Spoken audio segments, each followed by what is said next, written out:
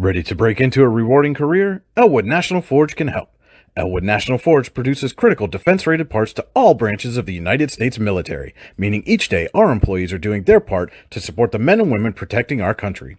With multiple positions currently available and several career paths to choose from, Elwood National Forge offers on-site and on-the-job training, competitive pay and benefits, including 401k and insurance that start the date of hire, paid time off, and long-term job security. We'd love to support you in building a career. To learn more about becoming part of the Elwood National Forge family, visit enfjobs.com.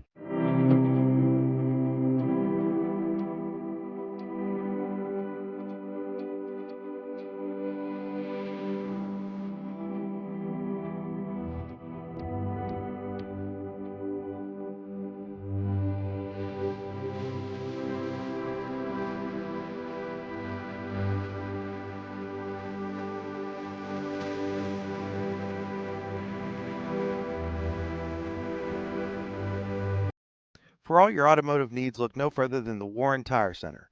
From new tires to tire repairs, PA state inspections, wheel alignments, and auto detailing, there's so much more that we can do for you, and there's no reason to go anywhere but the Warren Tire Center in Warren, Pennsylvania. With over 40 years of serving the Warren and surrounding communities, it's always been a great day at the Warren Tire Center. We offer same-day service and walk-ins are welcome. Open Monday through Friday from 7:30 a.m. to 5 p.m., the Warren Tire Center can be reached at 814-723-8050 and on the web at warrentirecenter.com. You've got dreams, might even be something big. Imagine what you could do with the right solutions, secured against evolving threats, and set up to make the right decisions faster. At Acure, we help protect and grow everything you've worked so hard to build. We are the brightest people using the best of technology.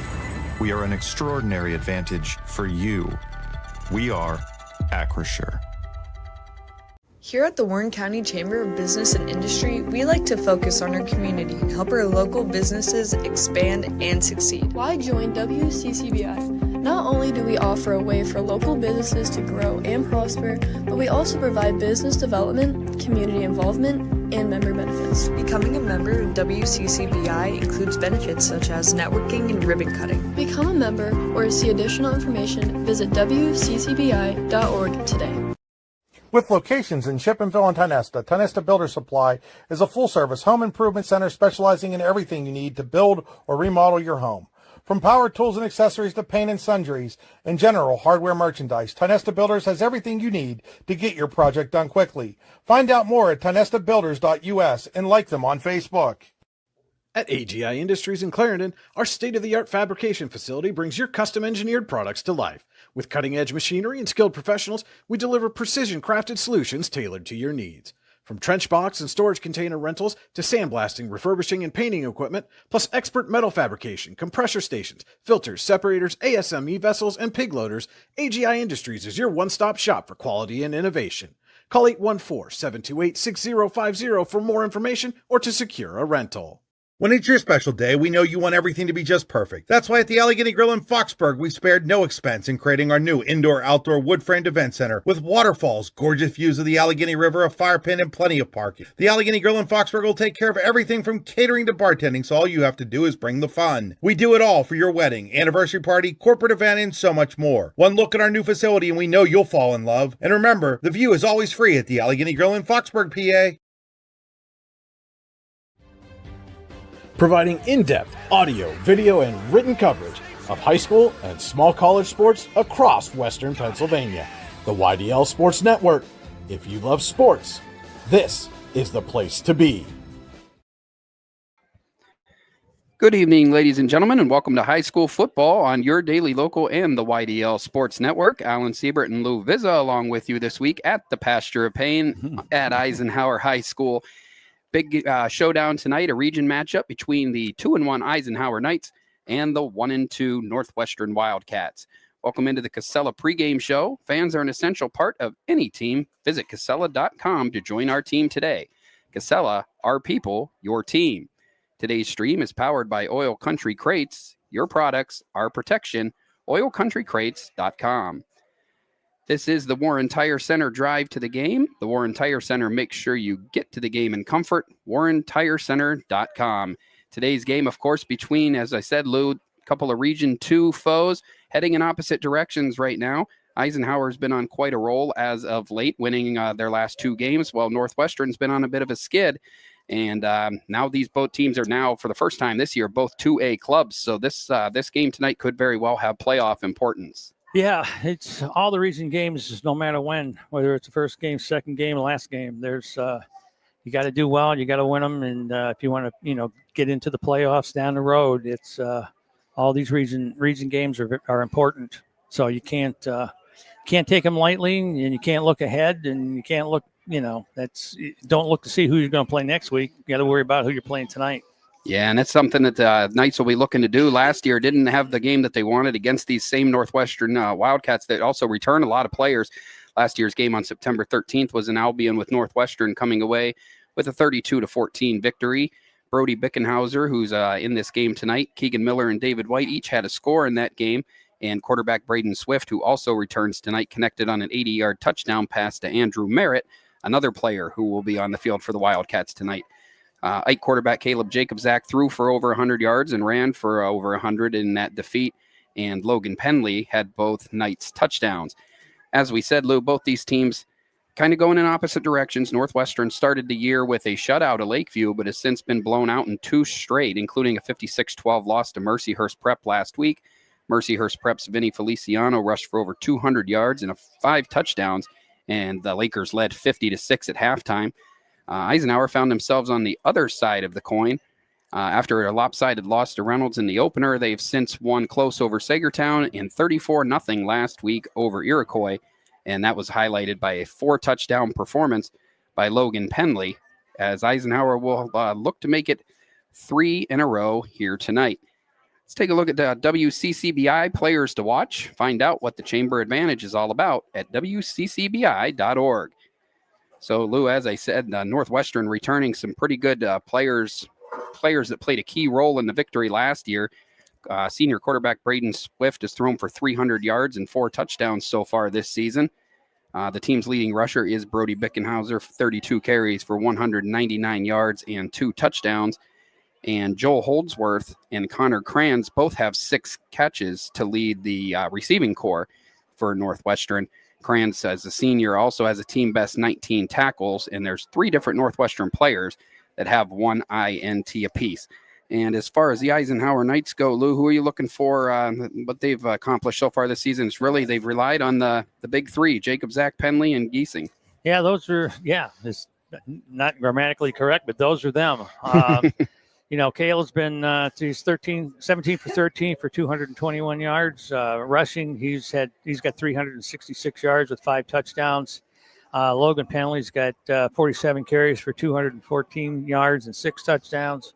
And Nolan Giesing is 24 carries for 136 yards. So they've got it's establish the run to set up the pass, and not.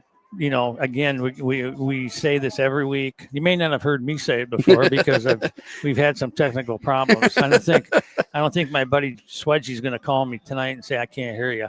We should be able to hear Lou this week. At least I hope not. Anyway, but it's the same thing we've said all year. No matter, like I say, if it's the first game, the last game, or whatever, you can't make the mistakes. The false starts and shifts and things like that. This is the 4th game of the season, and these mistakes should be in the rearview mirror, not something ahead. And you have to stay away from the penalties that can stop a drive, or give or a penalty that's going to continue a drive for the offense. So it's it's the same thing. Tee it up, put 11 on each side of the ball, and just play sound fundamental football. Well, hopefully they'll play good football too. Yeah, play football. I still got basketball in my mind. That's all right. It's going to be one team against the other. That's it. And you got to set, get the momentum on your side quick and keep it there. And don't let the other team or Northwestern back in the game. You've just got to dominate early. Set the pace and. just do what you got to do. Absolutely. So we'll take a quick break here and then come back with some of the keys to the game, sponsored by Howard Hanna Professionals.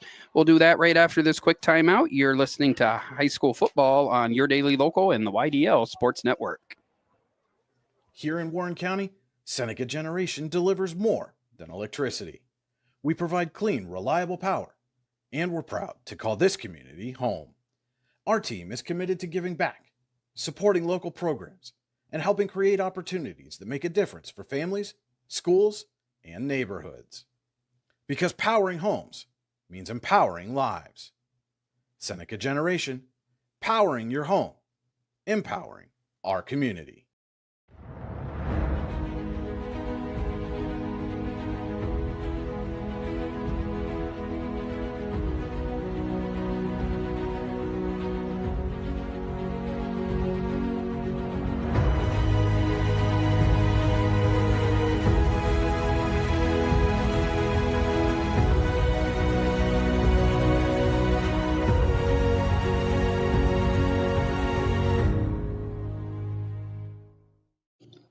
Icy Inc. Screen Printing and Embroidery offers screen printing and embroidery on apparel as well as on cool gear like backpacks, window decals, and engraved tumblers. We also specialize in team, business, and organization fundraisers. Check out our Icebox stores online at icyinc.com or give us a call at 814-688-0034. Let's meet, drink coffee, and design some cool shirts. Be cool, wear Icy. If you're ready to buy or sell your home, then stop in at 4234 Market Street to let one of the agents at Howard Hanna Professionals help. Our friendly and knowledgeable agents can help you find the key to your dream home. Looking for a new career?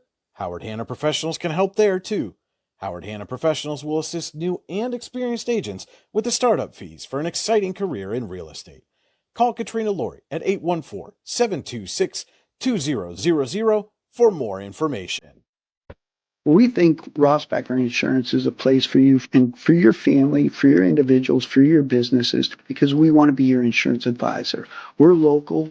We're knowledgeable. We have contracts with all different insurance carriers to customize and fit the right insurance program for your needs. We're here. You can come sit down with us, talk to us one-on-one, sit across from the kitchen table, sit across from our desks, and we can give you good insurance advice, how you can save money, where you don't want to save money and skimp out on coverage. And so we're there to help balance that and give you good insurance advice, good risk management advice. So after you have a claim disaster, you can have confidence that your family, your businesses, your cars, your assets are best protected.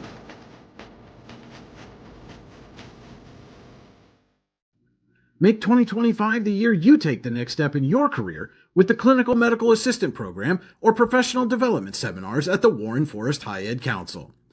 Learn how to make college affordable at the Financial Aid Seminar or grow your personal skill set with Fall Country Brunch and Event Planning Made Easy classes.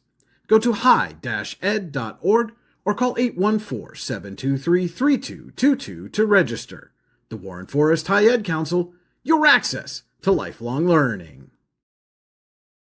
And welcome back in here to the AGI Industries Storage Containers broadcast booth. AGI Industries is your one-stop shop for quality and innovation. Call 814-728-6050 for more information or to secure a rental. Alan Siebert and Lou Vizza here with you here for high school football on the YDL Sports Network. The 2-1 Eisenhower Knights taking on the 1-2 Northwestern Wildcats in a region showdown between two potential Class 2A playoff teams this year. I'll take a look now at your Howard Hanna Professional keys to the game. Howard Hanna Professionals can help you get the keys to a new home. Call 814-726-2000 or visit howardhannaprofessionals.com. And during the break, Lou, we were talking about something that's happened in many of the games, maybe not so much last week. I know we had the Warren game last week and didn't see the win over Iroquois, but the two games that we have covered, momentum has been a very fickle thing for Eisenhower and their opposition. And we talked about how important it's going to be for tonight for one team to stop the bleeding and grab the momentum back if it does start to go in the other team's favor. Yeah, the first week, Reynolds was leading Eisenhower was 24-12. And Eisenhower had the ball on the 2 or 3 yard line going in, and they threw an interception. So, and then Reynolds took over on their own 20-yard line, and the back running the first play from scrimmage, 80 yards for a touchdown. So it went from a 5-point. It could have been a 5-point differential.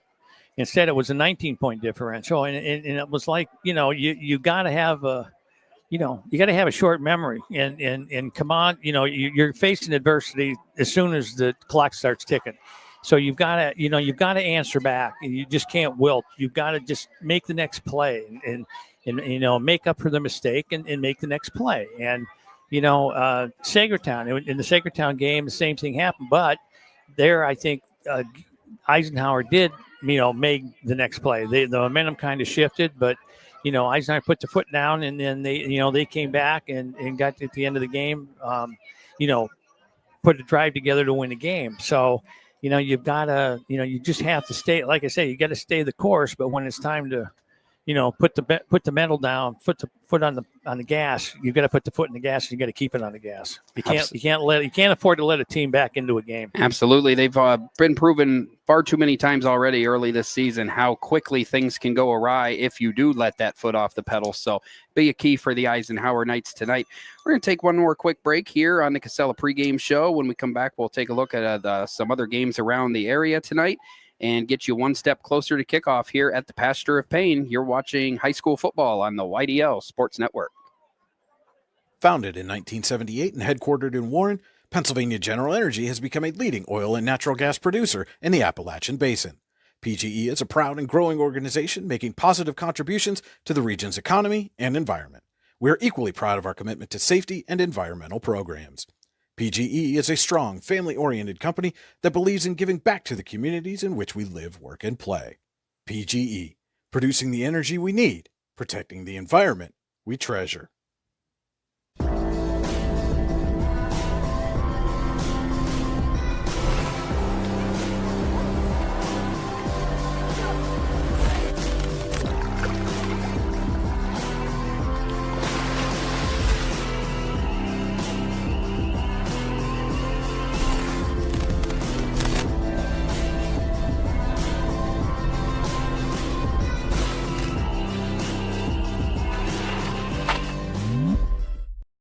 Allegheny Electric Service of St. Mary's has been providing industrial and commercial electrical solutions for over 35 years. They offer complete design, build, installation, and maintenance of automated systems for a variety of industries. Allegheny Electric designs and installs wiring and lighting for any size project, big or small. And when you find yourself in a jam, they'll get your machine or facility back up and running in no time. Call Allegheny Electric Service at 814-781-1940 or visit AlleghenyElectric.com.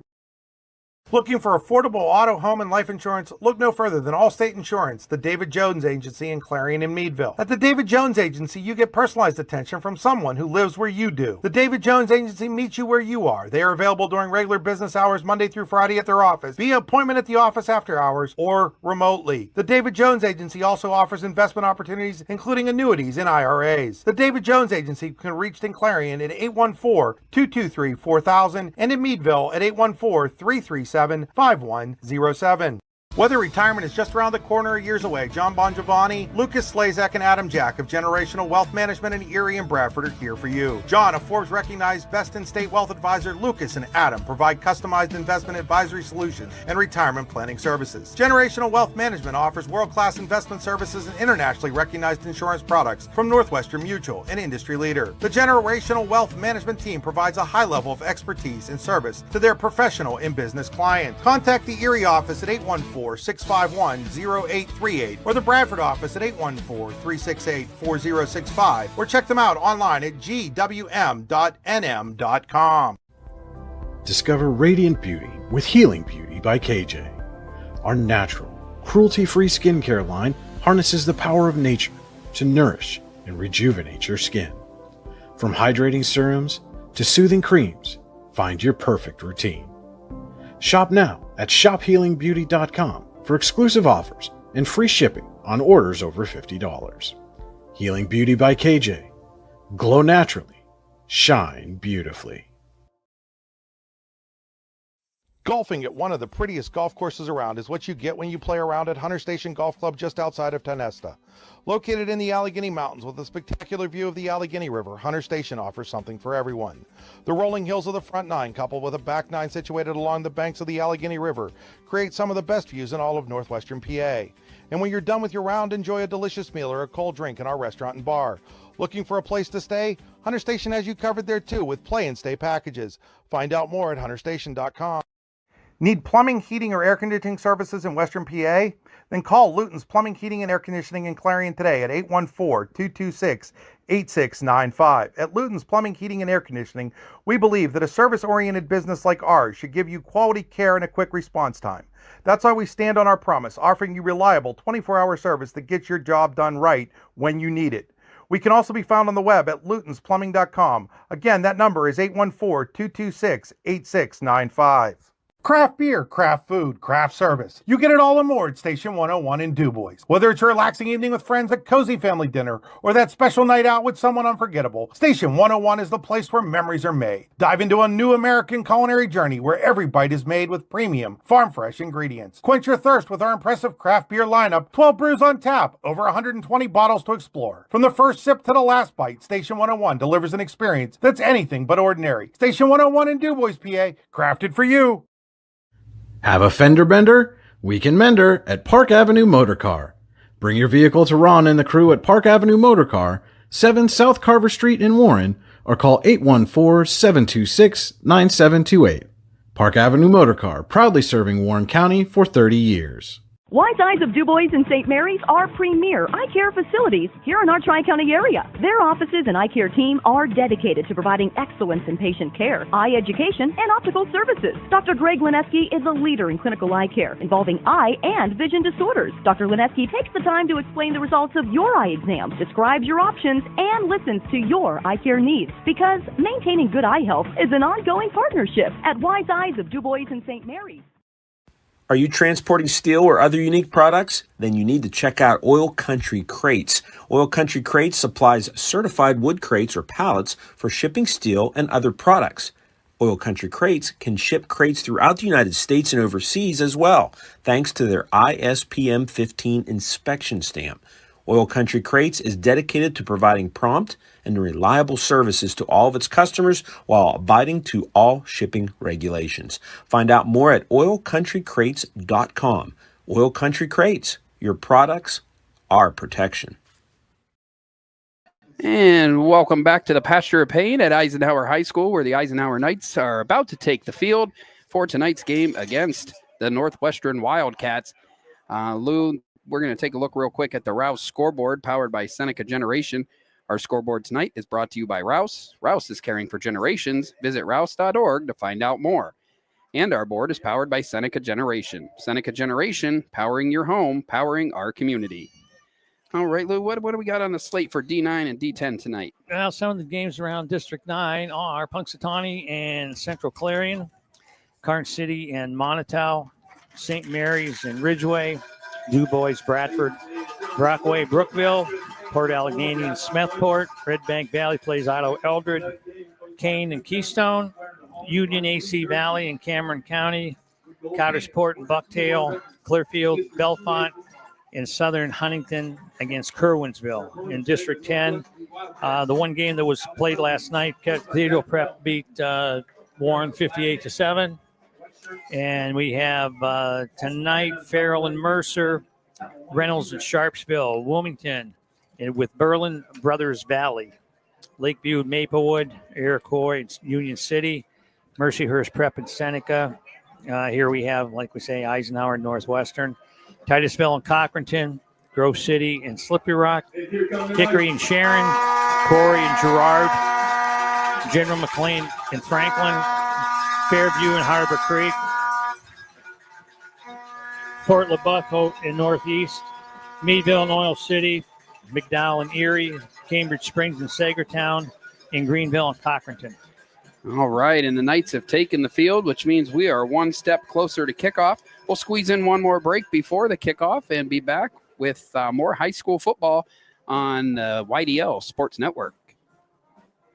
Golfing at one of the prettiest golf courses around is what you get when you play around at Hunter Station Golf Club just outside of Tionesta. Located in the Allegheny Mountains with a spectacular view of the Allegheny River, Hunter Station offers something for everyone. The rolling hills of the front nine, coupled with a back nine situated along the banks of the Allegheny River, create some of the best views in all of Northwestern PA. And when you're done with your round, enjoy a delicious meal or a cold drink in our restaurant and bar. Looking for a place to stay? Hunter Station has you covered there too with play and stay packages. Find out more at hunterstation.com. Need plumbing, heating, or air conditioning services in Western PA?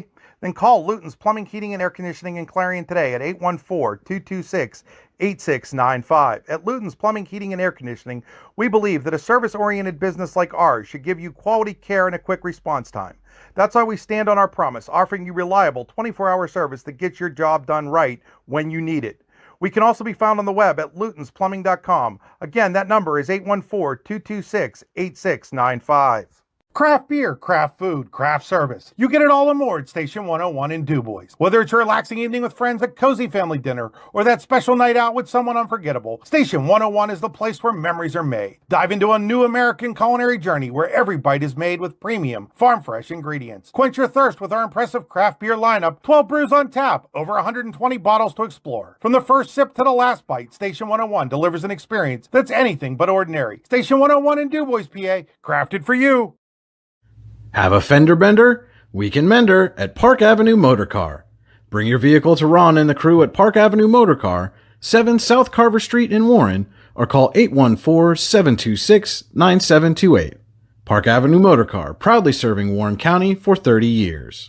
Wise Eyes of DuBois and St. Mary's are premier eye care facilities here in our Tri-County area. Their offices and eye care team are dedicated to providing excellence in patient care, eye education, and optical services. Dr. Greg Lineski is a leader in clinical eye care involving eye and vision disorders. Dr. Lineski takes the time to explain the results of your eye exam, describes your options, and listens to your eye care needs, because maintaining good eye health is an ongoing partnership at Wise Eyes of DuBois and St. Mary's. Are you transporting steel or other unique products? Then you need to check out Oil Country Crates. Oil Country Crates supplies certified wood crates or pallets for shipping steel and other products. Oil Country Crates can ship crates throughout the United States and overseas as well, thanks to their ISPM 15 inspection stamp.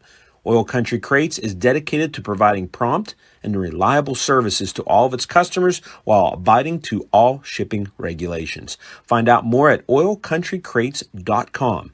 Oil Country Crates, your products, our protection. Nice. Back here at Eisenhower High School in the pasture of Payne for tonight's game between the Eisenhower Knights and the Northwestern Wildcats. The team's about to meet at midfield one more time. So a reminder that this is your Venango County view of the field. Your view of the field tonight is brought to you by Venango County. There is always something to see and do in Venango County. VenangoCountyPAs.gov. And shout out to Melanie Swab for doing our camera for us tonight. Did the Warren game for us last week, and back in the chair tonight, bringing you the shots you're seeing here on the YDL Sports Network.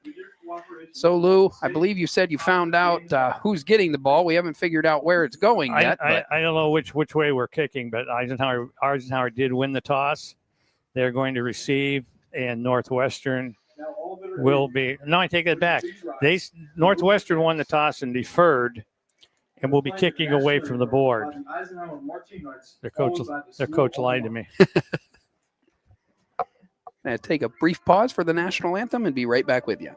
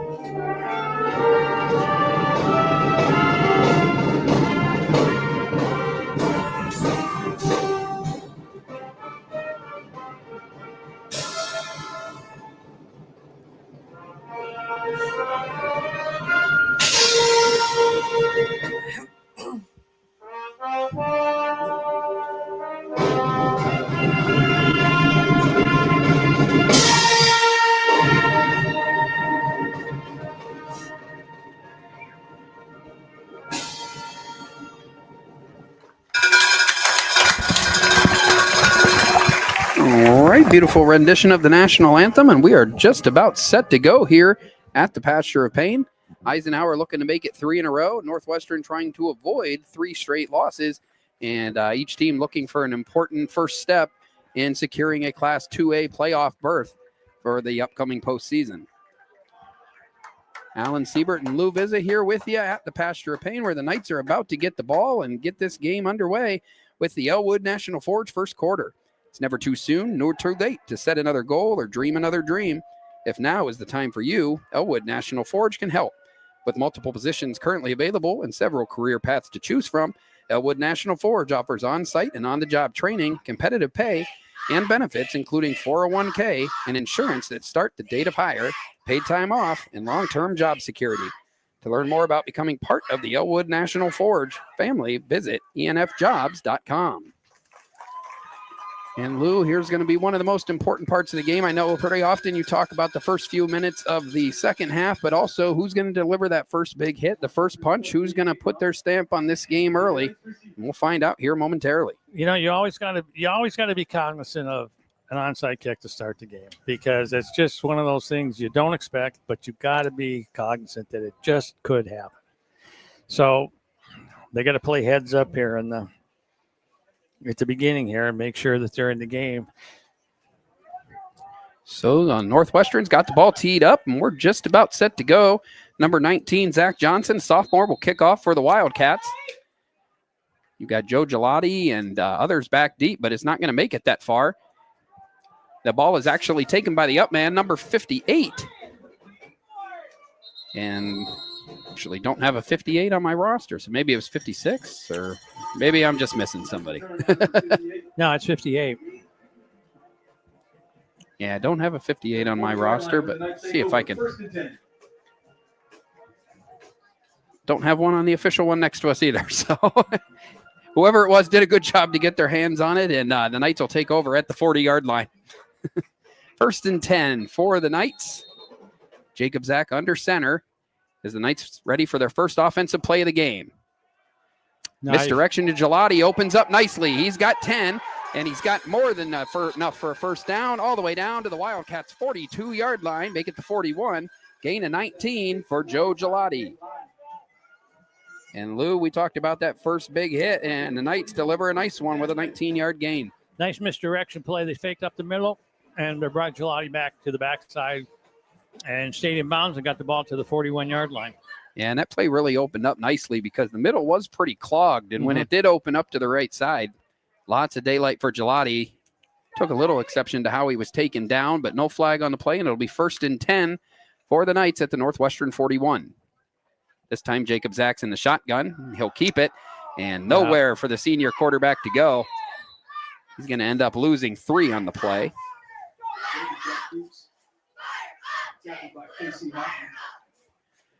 And an early negative play for the Knights is going to set up a 2nd down and long with just 1 minute gone by in this opening quarter. Yeah, that play didn't develop at all. They overplayed it.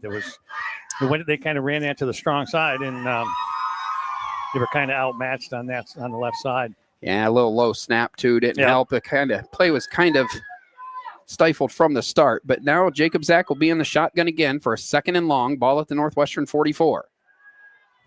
Quickly dumps it out to Penley, but Penley unable to get his hands on it, and this ball's incomplete, and it's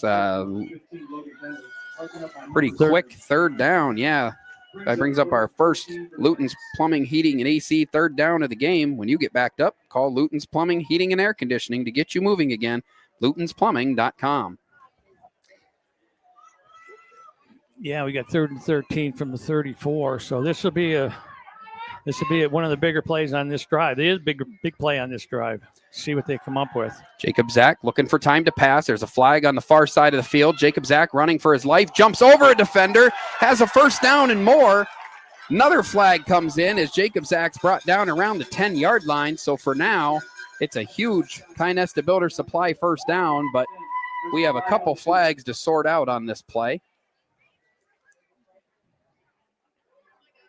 One back around the Northwestern 40. The other one was thrown near the end of the run, but before the tackle.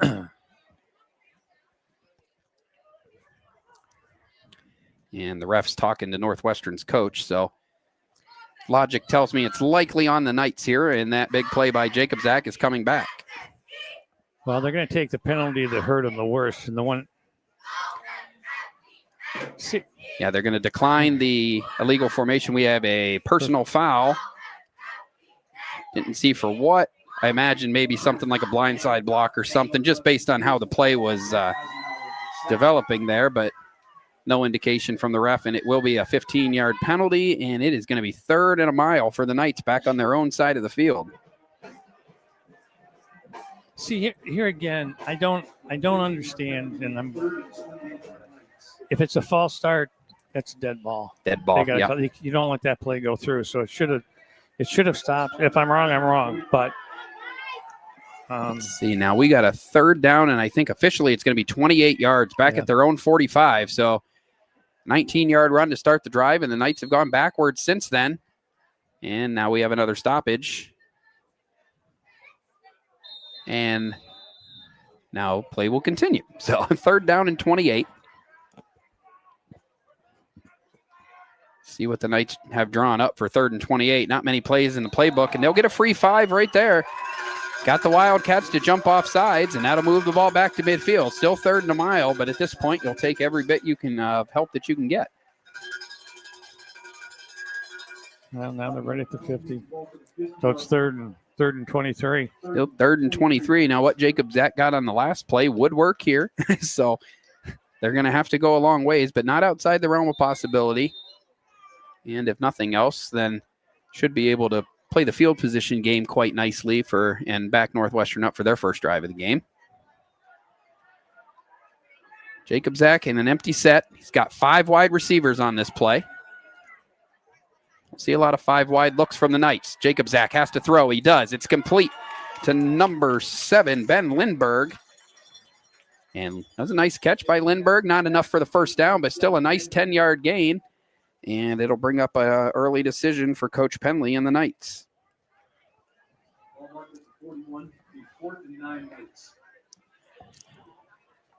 So, yeah, 4th down here. And I don't know if the 10-yard gain on that changes Coach Penley's mind at all, but it's 4th down and right at 10 yards, just under 10 yards. So looks like he is going to go for it. This is a manageable 4th down. Yeah, they got 10 on the last play, need 10 on this one. Ball at the 40-yard line. Jacob Zach fakes it, pitches outside to Penley. Penley's looking for room. He's very close to a first down. I think he's ultimately going to be. It's real close, but I think he is just short. Out just shy of the 31-yard line. No, he had to go to the 30. Yep, so it's going to be a yard short. And the Northwestern Wildcats will take over as the Knights come up 1 yard short on a 4th down and 10. So disappointing there. And as we talk, penalties really killed that drive. They were all the way down inside the 10 on the play where the penalty was called. They end up getting most of it back, even facing 3rd and 28, and ultimately come out about 1.5 yards short. And now Northwestern gets their first possession of the game.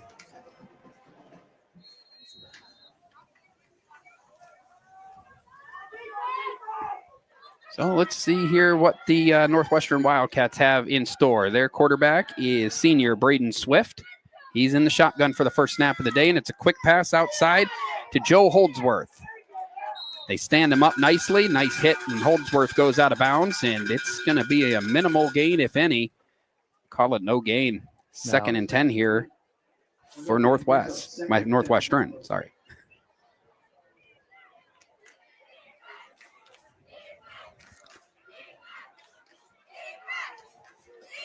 Knights did a good job there standing him up and swarming the ball. There were 4 or 5 Knights there to escort Holdsworth out of bounds. So it's what you want out of your defense. Let's see what the Knights can dial up on 2nd down and 10. Ball's at the Wildcat 32.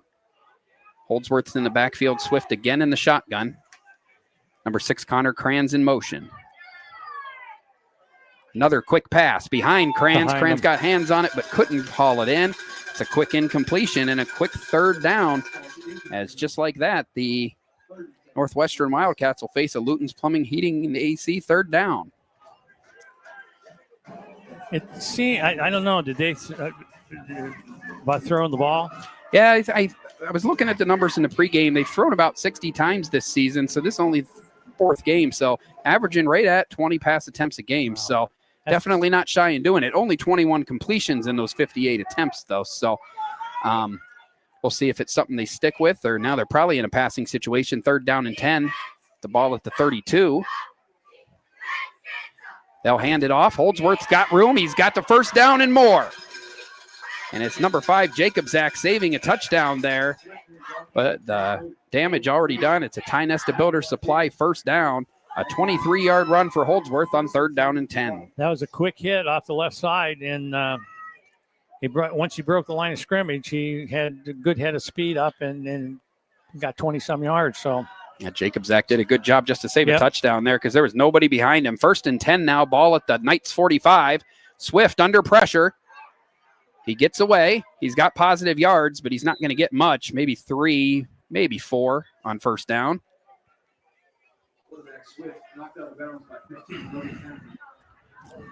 Officially a 3-yard gain. Will bring up a 2nd down and 7 for the Wildcats. 8:05 left in the Elwood National Forge first quarter. Scoreless here. Both teams have gone into the opponent's territory on their first drive of the game, but no points on the board yet. Here's a reverse to Crayons, number 6. No. And nothing doing on the outside. He stopped just right at the line of scrimmage. And for the second time in this drive, it's going to be a 3rd and long for the Northwestern Wildcats.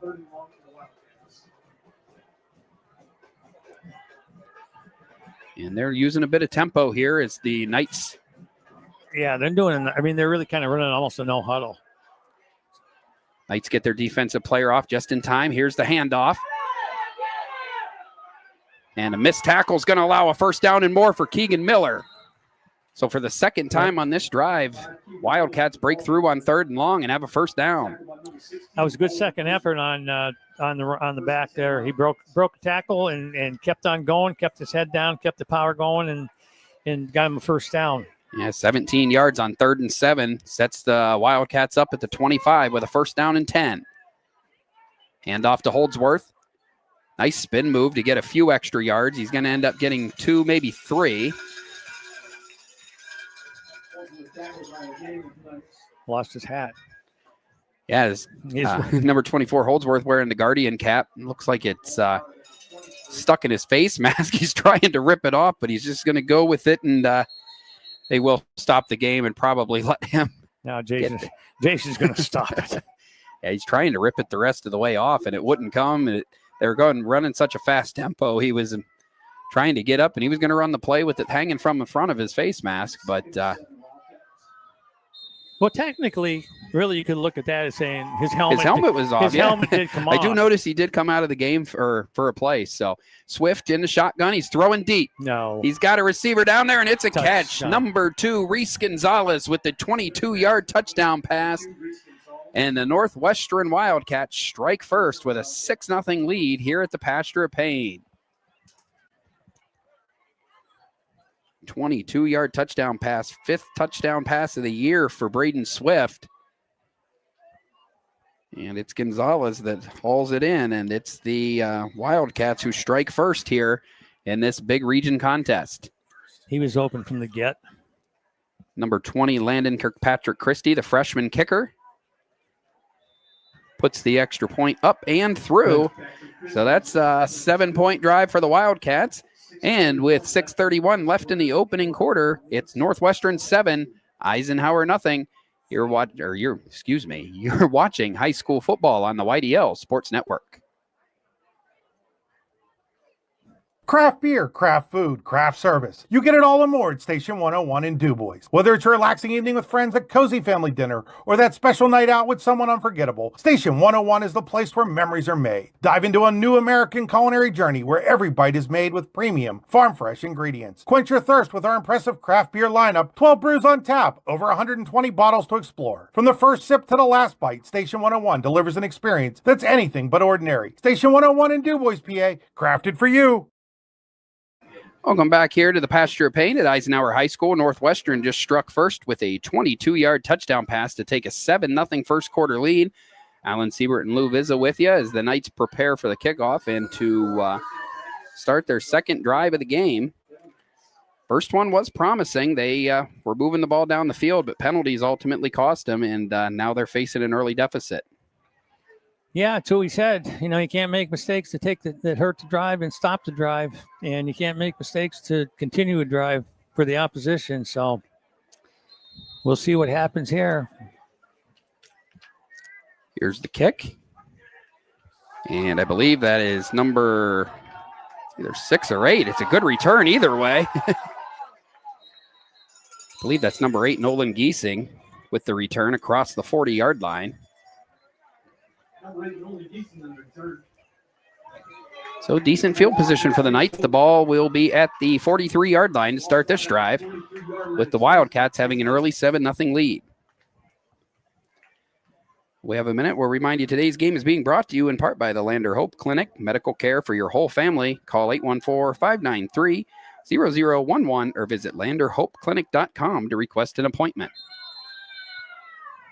Yes, it's only in the first quarter, but yes, this is a big drive. So ball at the 43-yard line. Jacob Zach's under center for this play. And he hands it right up the middle to Giesing, who just had the kick return. Not as much room there. Gain of about a yard for Giesing. Second and 9, Eisenhower.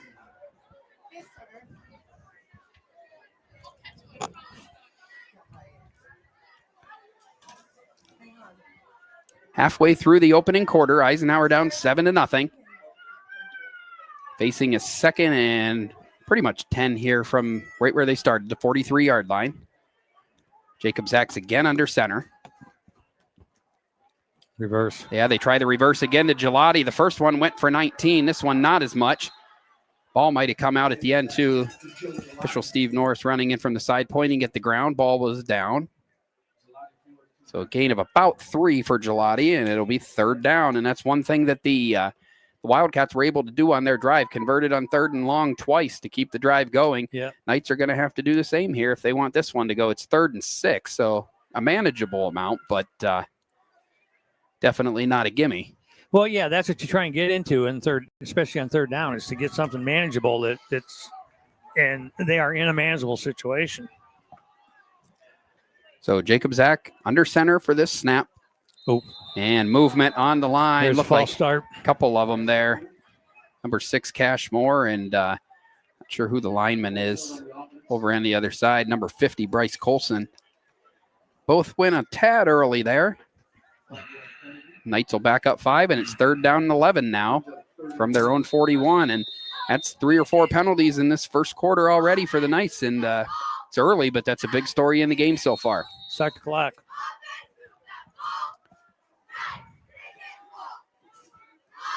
Jacob Zach looks confused out there, but they're going to go ahead with the play. And a flag on the play.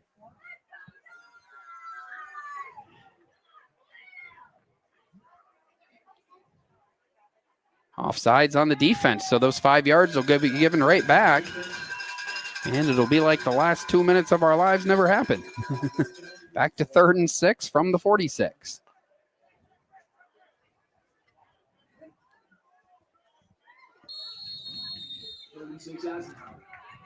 So our third attempt at a 3rd down play here. Let's see if we get one off this time. Jacob Zach has 2 wideouts and an I formation in the backfield.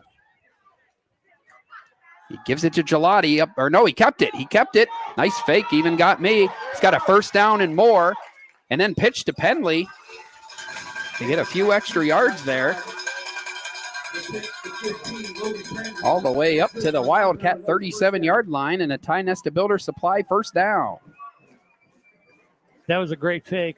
Faked everybody out. Faked me. I thought Gelati had a few yards up the middle, and I thought maybe they were just setting up for a 4th down play, but won't be necessary. They got 17 yards on the play, and it's a 1st down. He did pitch it back to he did lateral to Penley there. Yeah, that in this case it worked, but that's a tough thing to do. So a 1st and 10 at the Wildcats 36. Second time the Knights have been in Wildcats territory today. Jacob Zach keeps it again, goes right up the middle. 3 yards in a cloud of dust there. It's effective, though, and it'll take the ball inside the 35-yard line of Northwestern.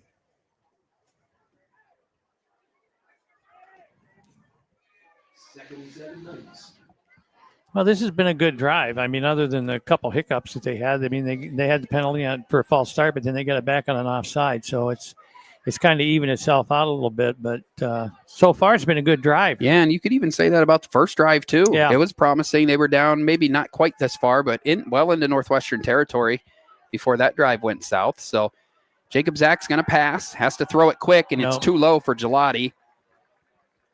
Had to speed it up with some pressure coming down on him, and it'll set up a 3rd down and 7 for the Knights. From the 34-yard line, that's another Luton's Plumbing, Heating, and Air Conditioning 3rd down. Lindbergh brings in the play from the sidelines, and it's an important one early in this game. 3 minutes, 43 seconds left in the Elwood National Forge first quarter. Knights down 7-0 on their home field, but trying to put a drive together here. 34 yards from pay dirt, facing 3rd down.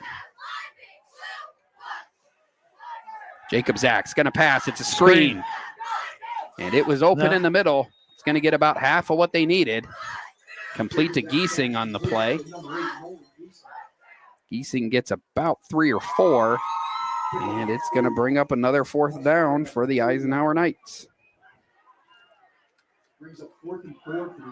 Faced a 4th and 10 earlier in this quarter and got about 8.5 on that play. Don't need as many this time. It's 4th down and 4 at the Northwestern 30.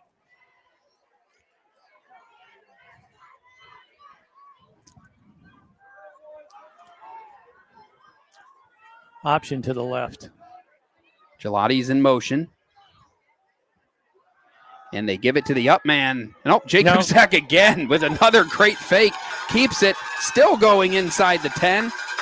One of these times I'm going to stop biting on that fake. It's a good thing I'm not playing defense because I would be lost. What play did I just call? You did just call option to the left. There you go. Don't leave us for a coaching headset, Lou. We need you up here. Gain of about, how much was that? Down 24 yards on the play, and it's a 1st down and goal. Yep. So the Knights on the doorstep of tying this game up. 1st and goal from the 6, 2:49 left opening quarter here at Eisenhower High School.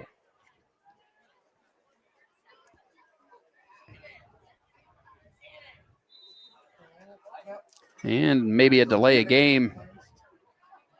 No, couldn't be. I wouldn't think so. It didn't seem like it was that long. They're both the headlines and a line came from the line. Yep, offsides. That's the second time on this drive that the Wildcats have been lined up enough offside to cause a penalty before the snap.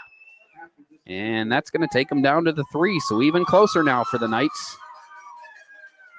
So you got to think they got 4 chances from the 3-yard line, so see what Penley wants to do on the first of those. All the lineman has to do is look down at the ball. Yeah. And stay out of the neutral zone. It's simple. I mean, it's not that difficult. Yep, and that's the second time, as I said, in this quarter that's happened. That should not happen. This is the 4th game of the year. Exactly. So 1st and goal at the 3 for the Knights. Gelati's in motion again. And the ball's on the ground. I think Jacob Zach got back on it.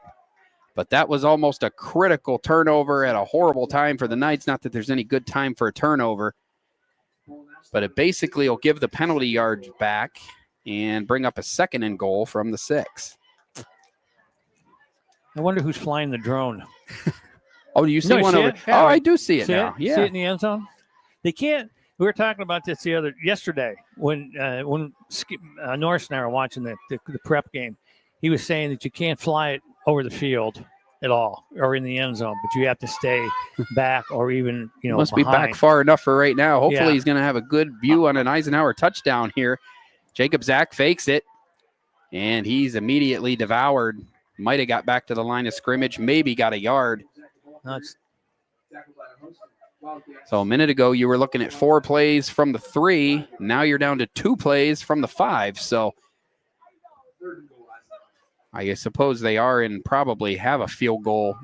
I've seen Wilkins kick from this distance, but you don't want to settle for 3 when you had the ball 1st and goal at the 3-yard line.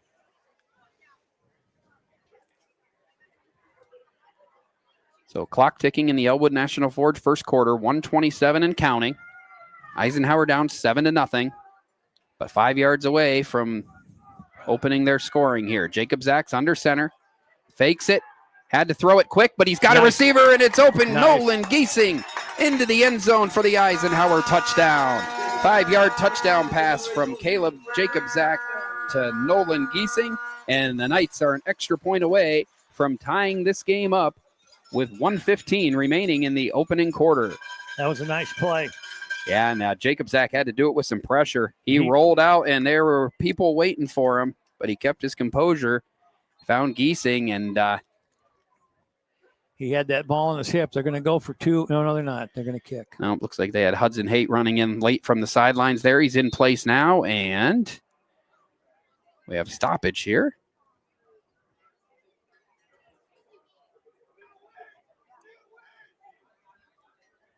So they'll send Haight back off, and Gelati will come in. Not sure what the issue was there, but nonetheless, we'll have an extra point attempt here. Wilkins' kick is up, and it looks good from this angle, and it is. So with 1:15 left in the opening quarter of this game, we are all squared up at 7. We'll take a 30-second break and return with more high school football on the YDL Sports Network. This is Chris Rossetti from the YDL Sports Network, and I want to take a moment to tell you about my friend Paul Burdick. Paul is the Dean of District 9 Photography, and he is here to serve your needs with action photos, team photos, and so much more. Paul has shot everything from Little League through the pros and is a regular at PIAA championship events and Penn State football. Find out more or buy a photo at pburdick.smugmug.com. Are you looking for an upcoming, young, energetic photographer to shoot your team or individual athlete? Then contact Anima TV today at 814-594-5783. Anna's work has been used in many publications over the last few years, including right here on the YDL Sports Network. Find out more at animatvphotography.com. Back here at the Pasture of Pain, Caleb Jacob Zach with a 5-yard touchdown pass to Nolan Giesing has knotted this game up at 7 with 1:15 remaining in the opening quarter.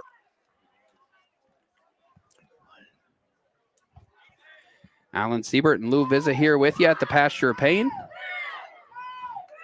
The Knights about to kick off. And we'll be hoping for some more defensive success than they had on their first drive. Had them backed up a few times, but ultimately couldn't come away with the big play when they needed it, and Northwestern scored.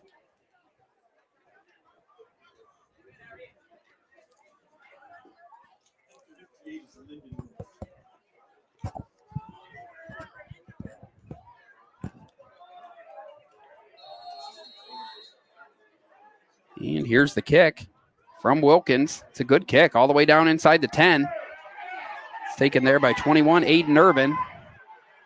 And that's a nice return for Irvin out across the 40, about the 41-yard line. That was a nice return. He got a full head of steam coming out of there. Yeah, and sometimes that's the downside of a kick that's that strong. It was hard and low, and when he got it, he had a head of steam. And sometimes you can outkick the coverage on a punt, and you can do that sometimes too on a kickoff where it's on the line and it gets to him quick, and and he gets his head of steam because he came up on it and had a little stride going. So that was a nice return. And it'll set them up with a Tionesta Builder Supply first down just across the 40-yard line. Northwestern 1-for-1 in scoring possessions tonight. We'll try to make it 2-for-2 while the Knights try to stop them. Getting word that number 58 is actually Gavin Lindemuth. He's usually number 9, but new number tonight for whatever reason. And the first play of this drive is a handoff to number 24, Joe Holdsworth. He picks up 2, and it'll be 2nd down and 8. We've entered the final minute of the Elwood National Forge first quarter, and looks like Northwestern's going to continue to use an up-tempo offense here.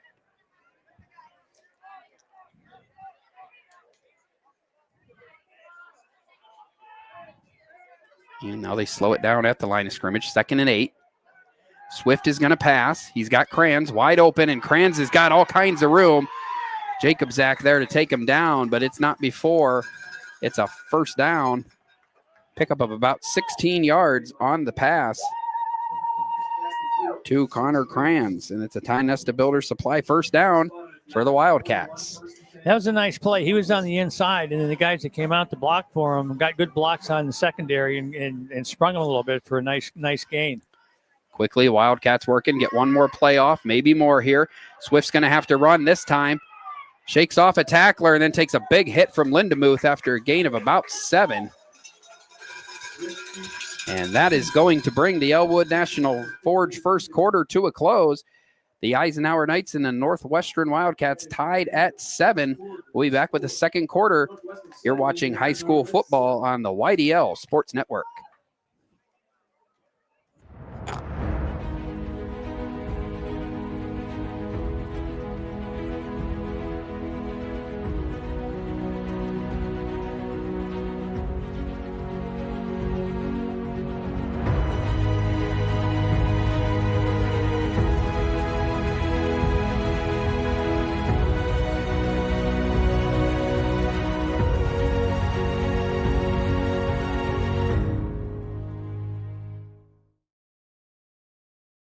And welcome back into the AGI Industries Storage Containers broadcast booth. AGI Industries is your one-stop shop for quality and innovation. Call 814-728-6050 for more information or to secure a rental. Alan Siebert and Lou Vizza here with you for the Week 4 contest between the Eisenhower Knights and the Northwestern Wildcats. Get ready to start the Verischetti Holdings second quarter. Companies within the Verischetti Holdings group include Phoenix Sintered Metals, Superior Energy Resources, Allegheny Electric Service, and Verischetti & Son, Inc. Find out more at verischettiholdings.com. So we were talking, Lou, during the break. Pretty entertaining first quarter. Yeah. Some big plays, some big stops, some big hits. You can't ask for much more on a Friday night. They can't give up. They've given up a lot of yardage on some of these plays, and they've got to. There you go. You got the blocking out in front of them again, but they did a great job. Defense collapsed. Did a great defense job. did a good job there. Didn't let anything get behind him, and it's going to end up being just about a 3-yard gain. And it'll be third and about a yard coming up. No, first down. Oh, nope. They are going to go ahead and they're going to call first down. So Tionesta Builder Supply, first down. Refs trying to get the chain crew. Move them. Yep. And there they go. Took a second, but we got them. That was Mikovic with the catch for Northwestern, which did end up being enough for a first down. So that play started out better than ended up. Yeah, for them. 4 of 5 for 41 yards for Swift already in this game. So more efficiency than he's had early in this season. It is a first down at the 31. Swift's going to throw, and good defense there. Ball knocked away by, I believe that's number 2, Peyton Hammerbeck. So a nice play by the senior to knock the ball away and put Northwestern in a second and long situation. And they are right back on the line, ready to go here. So up-tempo's worked so far, though. Stick with what has worked on this second down play. Swift's back to pass. Throws outside, and it goes right off the hands of Holdsworth. He had a couple Knights in front of him, and Lindemuth chasing him down from behind. So might have got caught looking upfield before he caught the ball. And it's third down and 10 coming up for the Wildcats. It's a Luton's Plumbing, Heating, and AC third down. When you get backed up, call Luton's Plumbing, Heating, and Air Conditioning to get you moving again. LutonsPlumbing.com. That play wasn't going anywhere. No. If you'd have caught it, he just would have turned around, and that would have been it. Yeah, it's 2 Knights in front of him. Yeah. Lindemuth closing from behind, really nowhere to hide. Knights will hope to do it again here on third down. 3rd and 10 from the 31-yard line. Swift hands off to Holdsworth. Holdsworth tries to spread the play outside, and he does, but he only picks up a couple yards. Nice pursuit by the Knights defense. Gain of about 3 on the play. Found it pretty interesting so far in this game, Lou, that really the 3rd and long plays, that's when Northwestern's been going to the run, been sticking with the pass on 1st and 2nd down, and been running on 3rd and 4th. Yeah, that's it's against thinking that they would do that. It should be the other way around, but it's not. So we'll see what happens on 4th down here. 4th and 7 from the Knights 28. Swift's in the shotgun, got Holdsworth to his right. And now some motion outside by Keegan Miller. Swift throws, and he overthrows his intended target. And that is going to be a stop for the Eisenhower defense. They forced 3 incompletions on that set of downs, and the Knights offense holds and will take over in this tie game.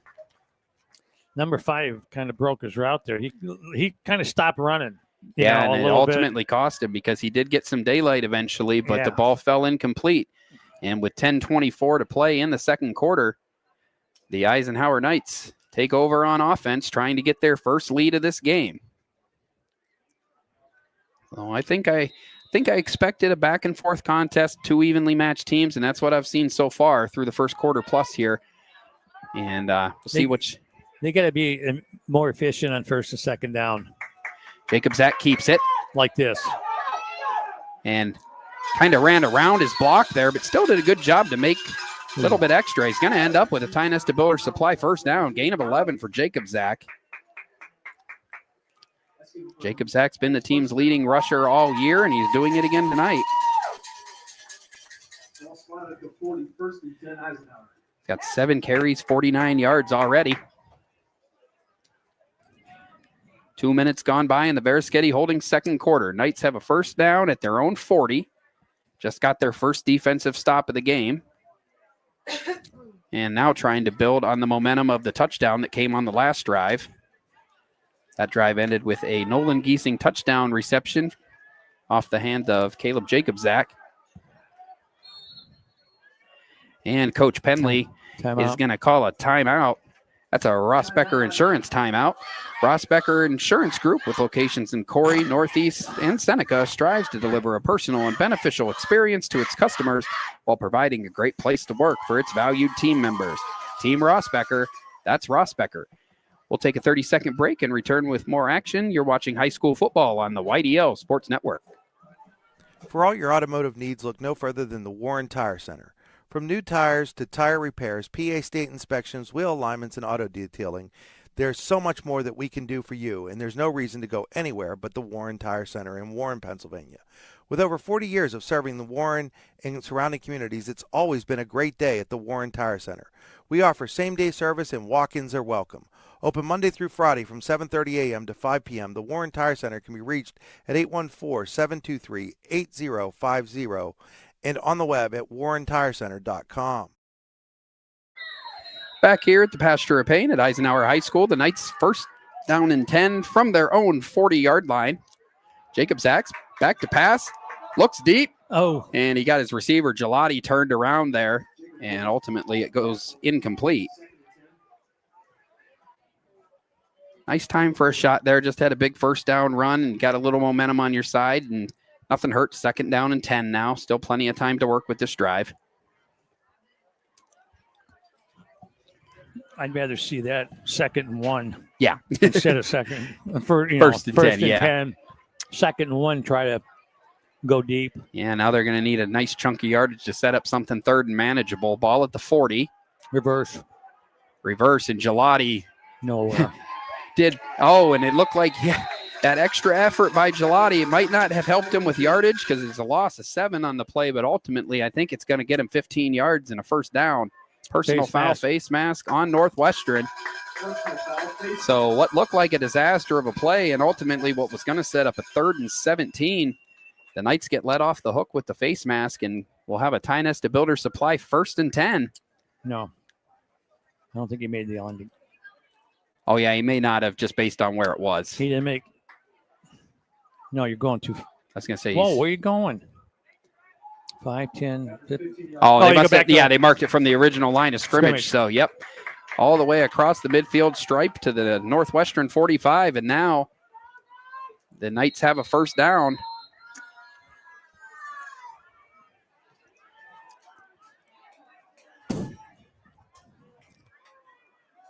Hand off to Penley. Penley gets ahead of steam right up the middle. And he's going to dive forward and pick up just shy of another first down. And they're going to give him the first down. Gain of 10. Just the second carry of the night for Penley. Penley's had a lot of action early in this season, but Jacob Zach's done most of the damage tonight. That was a nice block down and kick out block.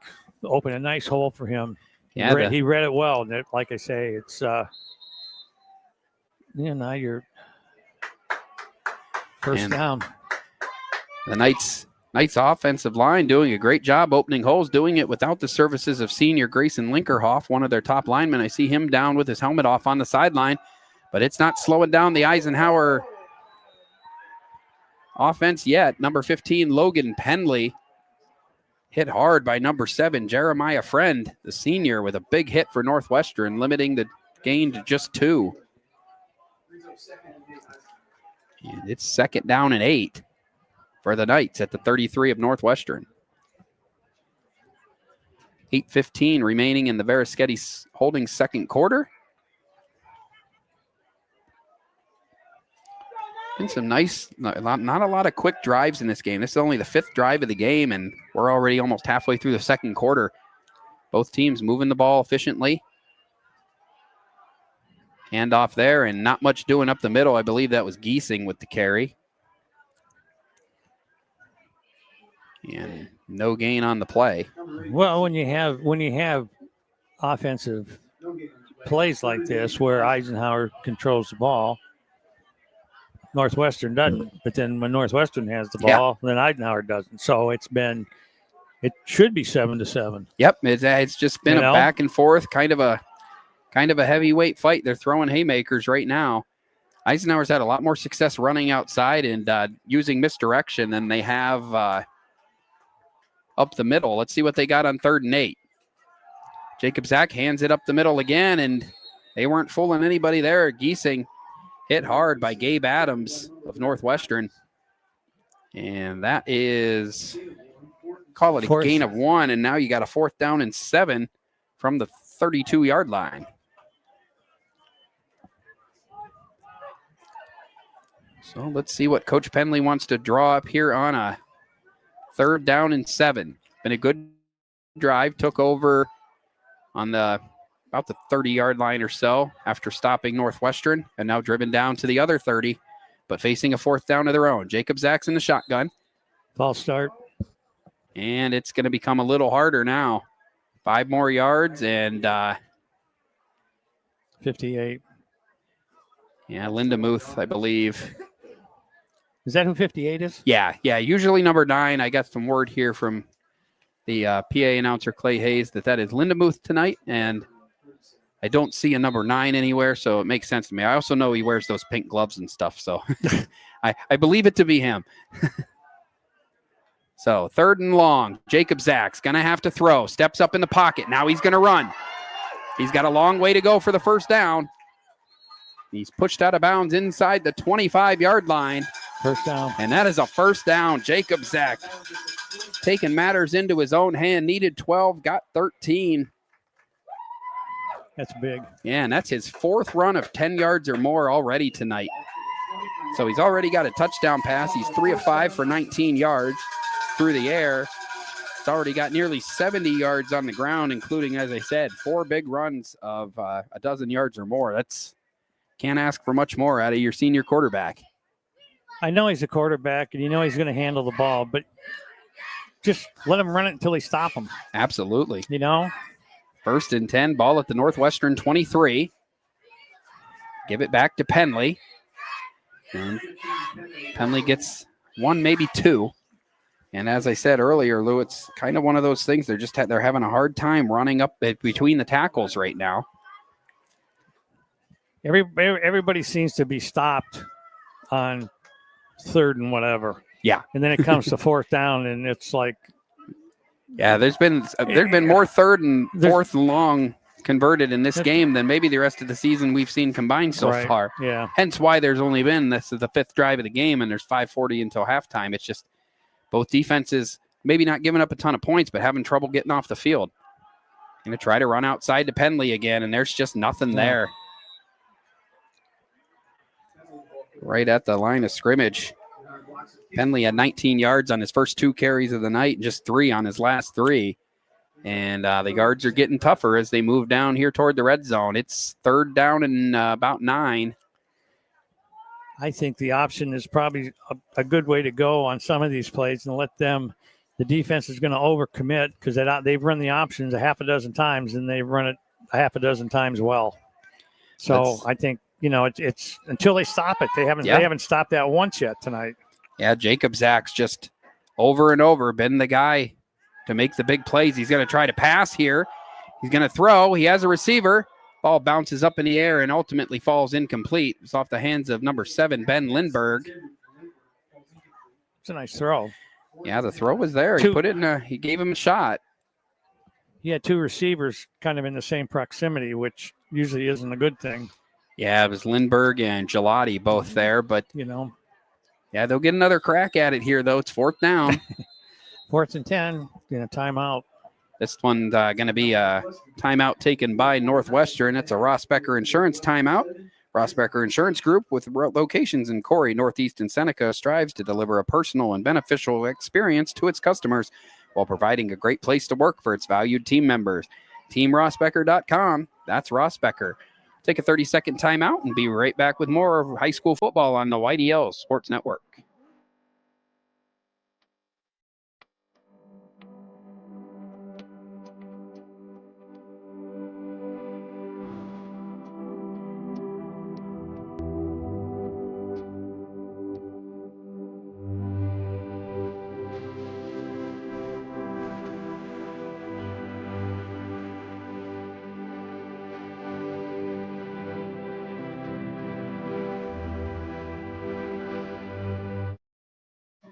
Back here at the Pasture of Pain, Northwestern just took a timeout, and Eisenhower now facing a 4th down and 10 from the Northwestern 24-yard line. Jacob Zach's under center, has to throw quick, hits Penley, it's complete. Penley doing everything he can to get there, but just like the first quarter, he's going to end up about a yard short, I believe. Yeah. It was a nice job. Penley did everything he could to get what he could, but ultimately it's going to come up a yard short for the second time. Jacob Zach, good presence there.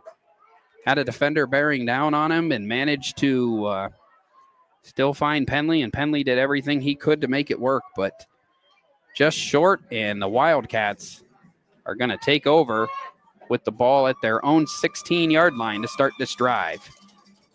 I'd like to see that one again because just to make sure that he was behind the line of scrimmage when he caught the ball, because then the linemen were already downfield, and if he was past the line of scrimmage, it would have come back. But maybe he was behind the line, so they were okay. So Northwestern starts this drive at the 16, and they hand off. Probably trying to go to work on running this clock down. Northwestern deferred the opening kickoff, and will receive the second half kickoff. Only about a yard there for Holdsworth. Yeah, this could be a big drive if they could get some, get a couple plays and get in some decent field position and get in before the half, because they will be receiving the second half kick. So get some momentum going into halftime and get the ball back to start the third quarter. And it makes it all the more crucial for the Knights to come up with the stop here. At worst, you want to go into this halftime break tied. Don't want to give the Wildcats a chance to double up. 2nd down and 9. Maybe actually might be 2nd and 11 now, back at the 15. And Lindemuth tried to hold himself up, but fell forward into the line, and that's going to be a 5-yard penalty on the Knights. And bring the ball back to the 20-yard line.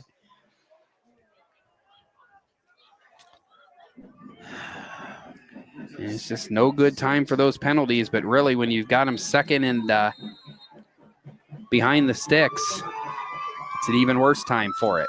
I'd rather see him 2nd and 10 than 2nd and 5.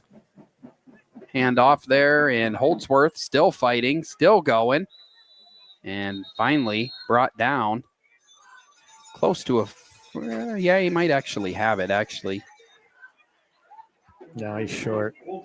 Yeah, right at going to be 3rd and about a yard coming up for the Wildcats. And I think 3rd and 1 would be easy for them, Lou. They've been converting 3rd and 8, 3rd and 10 all night. So 3rd and short. So one would think. Of course, this game hasn't really followed a lot of trends. So they do hand off, though. And quarterback sneak. Yep, Swift held on to it right up the middle. Got a good surge and has a Tionesta Builder Supply 1st down.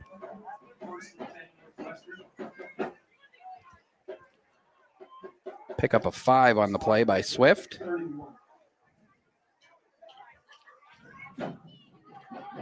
Go inside 3 minutes to play in the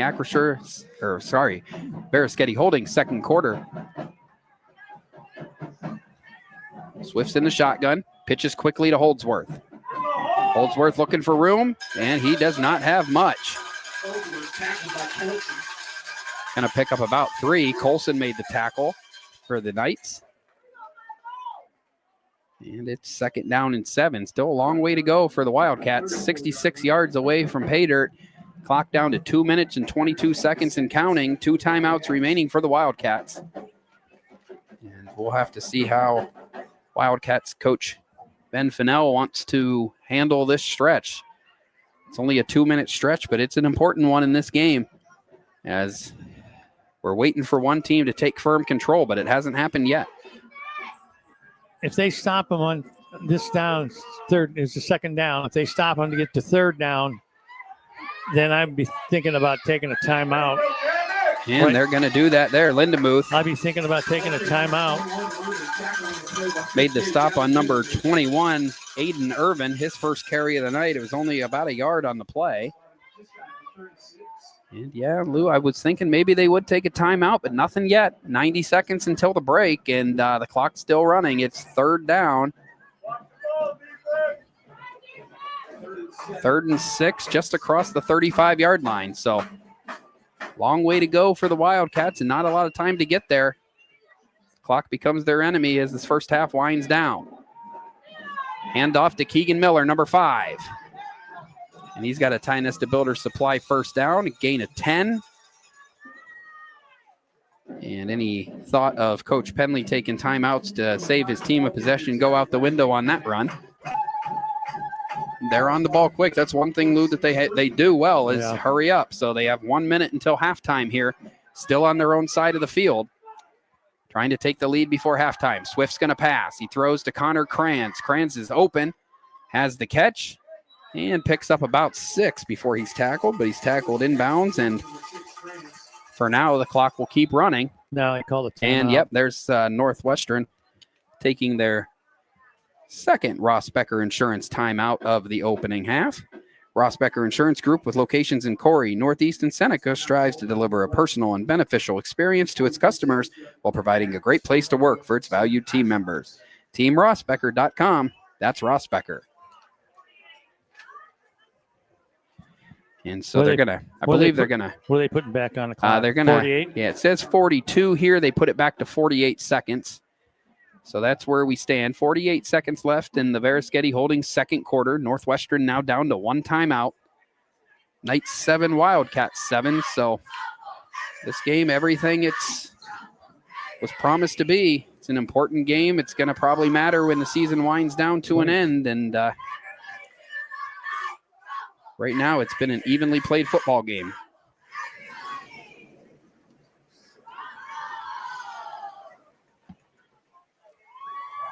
So 2nd and 4 here from the Knights 48. Swift's in the shotgun. He's been there primarily most of the night, honestly. Hands off to Miller again.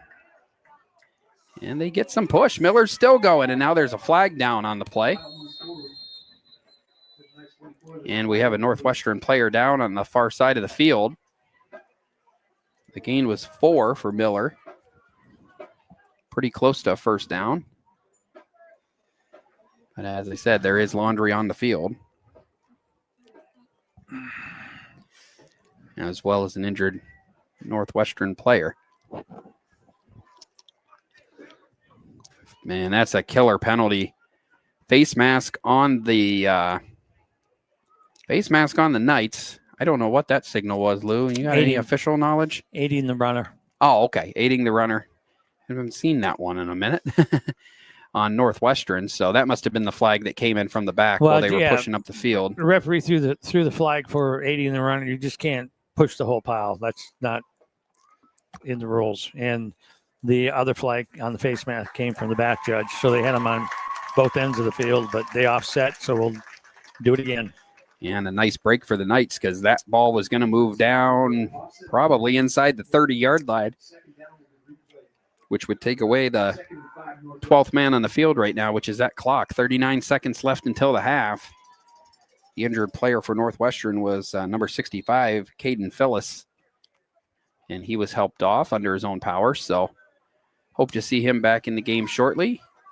So those penalties there, one on each team, they offset. It's going to be 2nd and 5 again for Northwestern, so really all they lose is the time there. Clock ticking here in the second quarter. 32 seconds and counting. Here's the snap. Swift drops the ball, picks it up, and he's going to throw deep. Good coverage there on the play. No chance for that to be completed. And it'll be 3rd down, but more importantly, now just 23 seconds remaining until halftime.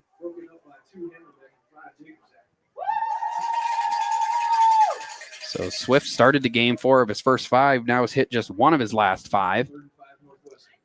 And the Wildcats running out of time here.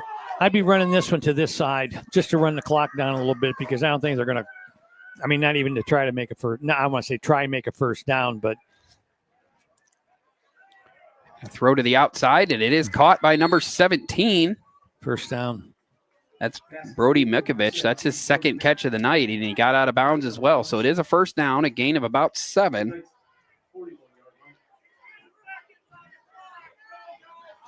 And just 16 seconds remaining. They put a little bit of time back on the clock. 1 timeout, 16 seconds, ball at the 41-yard line. Eisenhower trying to keep things tied heading into the break. Swift's going to pass again. He throws deep, and that one's intercepted.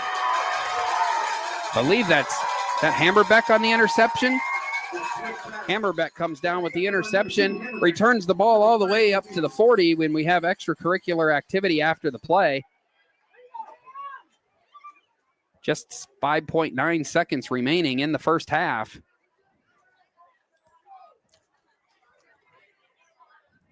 And let's see what the call is. Dead ball, personal foul on Northwestern. That's going to move the ball down to the 45, and it may seem kind of inconsequential with 5 seconds left, but Jacob Zach can throw the ball, and it's now going to be down around the 45-yard line. So it's not within the realm of possibility that he could get the ball close enough. Maybe you get a penalty or something, and never know what could happen here. Started on... Timeout called by Eisenhower. So Eisenhower will take their 2nd timeout of the first half. It's a Rossbacker Insurance timeout. Rossbacker Insurance Group, with locations in Corey, Northeast, and Seneca, strives to deliver a personal and beneficial experience to its customers while providing a great place to work for its valued team members. TeamRossbacker.com. That's Rossbacker. So, Lou, looked like Eisenhower had no chance to score here. Now they got the ball on their side of the field. There's only 5 seconds left, but you do have a quarterback who can throw, and you're kind of at prayer time anyway. Might be the time just to take a shot and hope for the best. I have 2 words for you. Hail Mary. That's what it's going to be looking like here. And it would be just an answered prayer if somehow, I mean, you didn't even have possession of the ball with 10 seconds left in the half. Just throw it as far as you can throw it and hope somebody runs underneath it or gets a penalty. There's the throw, and they're just going to trade interceptions. And, yeah. That's smart. Just got down, and at the end of the day, it'll just turn into an inconsequential interception. They trade interceptions here, and we have made it to halftime. That's the end of the Baraschetti Holdings second quarter, with the Eisenhower Knights and the Northwestern Wildcats tied at 7. You're watching high school football on the YDL Sports Network. We are right back with the Allegheny Grill of Foxburg halftime show. We'll be right back after these messages. You're watching high school football on the YDL Sports Network. For all your automotive needs, look no further than the Warren Tire Center. From new tires to tire repairs, PA state inspections, wheel alignments, and auto detailing, there's so much more that we can do for you, and there's no reason to go anywhere but the Warren Tire Center in Warren, Pennsylvania. With over 40 years of serving the Warren and surrounding communities, it's always been a great day at the Warren Tire Center. We offer same-day service, and walk-ins are welcome. Open Monday through Friday from 7:30 a.m. to 5 p.m., the Warren Tire Center can be reached at 814-723-8050. When most places start preparing for a long winter's nap, we start living our best life. The mountainsides burning with color ignite something inside that now is the time to embrace what's around us. Warren County, Pennsylvania really is paradise, as we are surrounded with beautiful places and smiling faces. Warren County, Pennsylvania. Find your adventure, find your peace. Founded in 1978 and headquartered in Warren, Pennsylvania General Energy has become a leading oil and natural gas producer in the Appalachian Basin. PGE is a proud and growing organization making positive contributions to the region's economy and environment. We are equally proud of our commitment to safety and environmental programs. PGE is a strong, family-oriented company that believes in giving back to the communities in which we live, work, and play. PGE, producing the energy we need, protecting the environment we treasure.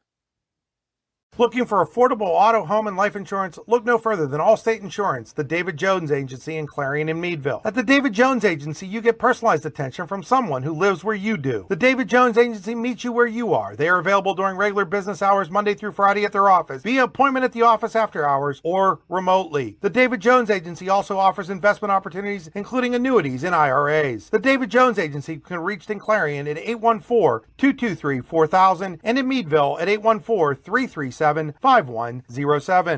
Excellence, teamwork, responsibility. Those are the foundations on which Phoenix Sintered Metals in Brockway is built. Phoenix is a Verischetti family-owned powder metal manufacturer committed to being an industry leader through excellence, innovation, and continuous improvement. Phoenix emphasizes employee teamwork as well as responsibility to the community.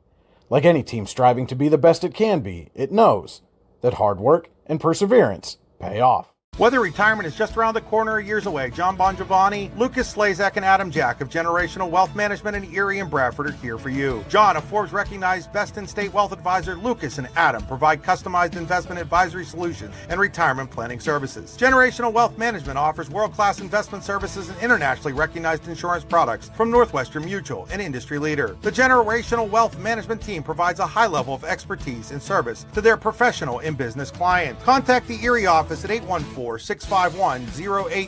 or the Bradford office at 814-368-4065 or check them out online at gwm.nm.com. If you're ready to buy or sell your home, then stop in at 4234 Market Street to let one of the agents at Howard Hanna Professionals help. Our friendly and knowledgeable agents can help you find the key to your dream home. Looking for a new career? Howard Hanna Professionals can help there too. Howard Hanna Professionals will assist new and experienced agents with the startup fees for an exciting career in real estate. Call Katrina Laurie at 814-726-2000 for more information. Make 2025 the year you take the next step in your career with the Clinical Medical Assistant Program or Professional Development Seminars at the Warren Forest High Ed Council. Learn how to make college affordable at the Financial Aid Seminar or grow your personal skill set with Fall Country Brunch and Event Planning Made Easy classes.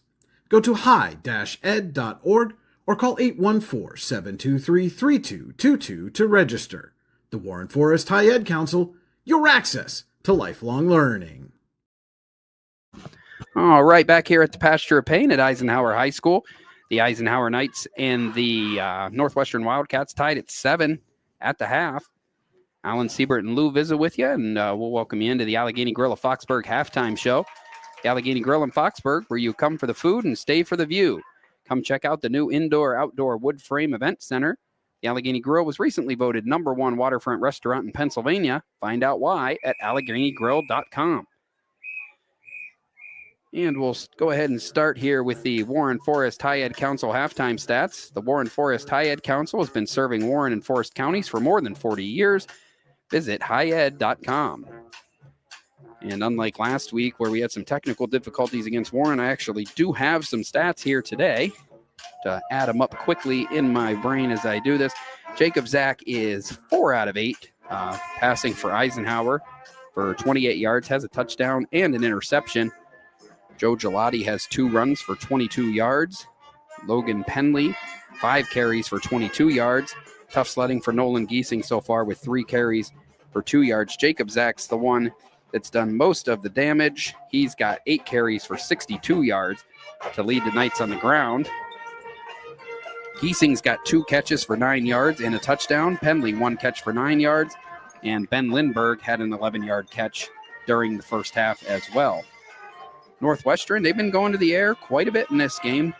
Looks like 6 out of 12 for Braden Swift, the quarterback, for 48 yards, a touchdown, and an interception. Joel Holdsworth's done most of the damage on the ground. He's got 45 yards on 7 carries to lead the Wildcats. Keegan Miller has not carried often, but he does have 3 carries for 31 yards. The big play in the first half for Northwestern came on the 22-yard touchdown pass that was caught by number, I believe it was Gonzalez. Yep, number 2, Reese Gonzalez, 22-yard touchdown pass. Connor Kranz had 2 catches for 22 yards as well, and that's where we stand right now. Before we take a quick break, we're going to take a look at the Generational Wealth Management Scoreboard, world-class investment services, and internationally recognized insurance products from Northwestern Mutual, an industry leader. Find out more at gwn.nm.com. And Lou, what do we got going on around D9 and D10 tonight? Some early scores from District 9. Punxsutawney leads Central Clarion 7-6 in the second quarter. Karn City's 28-0 over Monotau in the second quarter. Ridgeway and St. Mary's are tied 0-0 in the first quarter. DuBois leads Bradford 28-7 in the second quarter. Brockway 7, Brookville 0 in the second quarter. Port Allegheny 40, Smethport 0 in the second quarter. Red Bank Valley's 21, Ottawa Eldred 14 in the second quarter. Keystone and Kane are tied 0-0 in the first quarter. Union AC Valley 15, Cameron County 0 in the second quarter. And Coudersport leads Bucktail 26-0 in the second quarter. Clearfield is 8-0 over Bellefonte in the second quarter.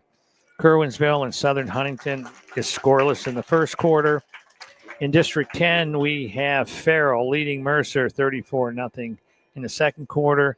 Reynolds over Sharpsville 23-0 in the first quarter. Wilmington 14-0 over Berlin. Brothers Valley in the second quarter. Maplewood leads Lakeview 22-6 in the second quarter. Iroquois and Union City are tied at 7 in the second quarter. Mercyhurst Prep and Seneca are tied 7-7 in the second quarter. Titusville and Conneaut are tied 7-7 in the second quarter. Slippery Rock is leading Grove City 14-0 in the second quarter. Hickory and Sharon are tied 7-7 in the second quarter. Corey is leading Girard 13-7 in the first quarter. General McLean is leading Franklin 35-0 in the second quarter. Harbor Creek leads Fairview 20-7 in the second quarter. Northeast and Fort LaBeouf are tied 0-0 in the first. Oil City leads Meadville in the second quarter 9-0. McDowell leads Erie High 28-7 in the half.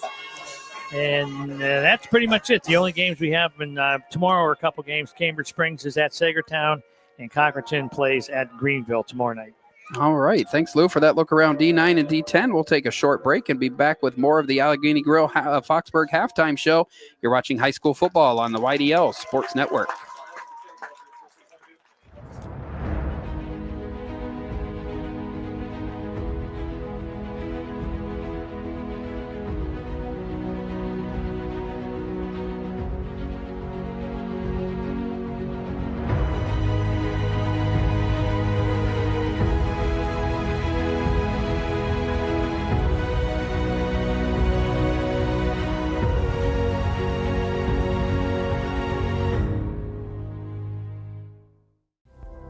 Discover radiant beauty with Healing Beauty by KJ. Our natural, cruelty-free skincare line harnesses the power of nature to nourish and rejuvenate your skin. From hydrating serums to soothing creams, find your perfect routine. Shop now at shophealingbeauty.com for exclusive offers and free shipping on orders over $50. Healing Beauty by KJ. Glow naturally. Shine beautifully. Icy Inc. Screen Printing and Embroidery offers screen printing and embroidery on apparel as well as on cool gear like backpacks, window decals, and engraved tumblers. We also specialize in team, business, and organization fundraisers. Check out our Icebox stores online at icyinc.com or give us a call at 814-688-0034. Let's meet, drink coffee, and design some cool shirts. Be cool, wear Icy.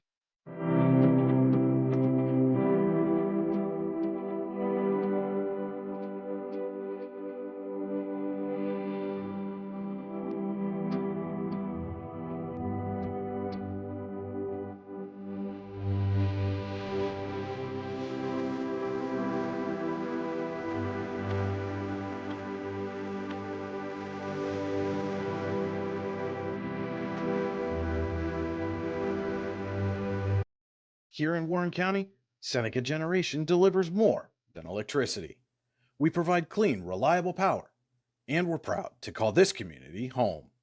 Our team is committed to giving back, supporting local programs, and helping create opportunities that make a difference for families, schools, and neighborhoods. Because powering homes means empowering lives. Seneca Generation, powering your home, empowering our community. You've got dreams, might even be something big. Imagine what you could do with the right solutions. Secured against evolving threats and set up to make the right decisions faster. At Acure, we help protect and grow everything you've worked so hard to build. We are the brightest people using the best of technology. We are an extraordinary advantage for you. We are Acure. At AGI Industries in Clarendon, our state-of-the-art fabrication facility brings your custom-engineered products to life. With cutting-edge machinery and skilled professionals, we deliver precision-crafted solutions tailored to your needs. From trench box and storage container rentals to sandblasting, refurbishing, and painting equipment, plus expert metal fabrication, compressor stations, filters, separators, ASME vessels, and pig loaders, AGI Industries is your one-stop shop for quality and innovation. Call 814-728-6050 for more information or to secure a rental.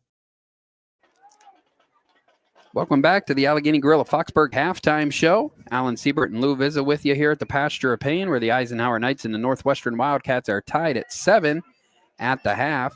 Take this opportunity to take a look at the Hunter Station Golf Club scoring summary. Score a great round of golf at Hunter Station Golf Club just outside of Tionesta, hunterstation.com. Pretty easy scoring summary so far tonight. A touchdown for each team in that opening half. Northwestern was the team that scored first, with 6:31 remaining in the first quarter. Quarterback Braden Swift found Reese Gonzalez from 22 yards out for the touchdown. It was Landon Kirkpatrick Christie with the kick that made it 7-0. Eisenhower come firing right back, ended their long drive with a 5-yard touchdown pass from Caleb Jacobzak to Nolan Giesing with 1:15 remaining in the first quarter. And then, of course, we played the second quarter scoreless, and it's why we stand 7-7 here at the half. Northwestern will receive the second half kickoff when we get back underway. Take a look real quick at the Rehab Center second half adjustments. With 8 locations to serve you, including in Clarion, Brookville, and Katanning, the Rehab Center always makes the right adjustments. The Rehab Center, chiropractors caring for health. TheRehabCenters.com. And Lou, we talked a little bit about not a lot of drives in that first half. The defense is both having trouble getting off the field. I got to imagine both defensive coaches, while happy holding the other team to 7 points, have to be looking to get off the field a little more efficiently and get better field position for their offense in the second half. Yeah, I mean, it's only 2 scoring drives, so they've really only been inside the 20 one time for each team. So, I mean, the majority of the plays have been between the 20-yard lines, and they're not they're not getting into manageable second and third downs to where they're have a fourth down and 6, fourth down and 7, and they're trying to to make up to get a first down on those plays, but it's just not happening. So they've got to be more efficient on first and second downs to make the third and fourth downs more manageable.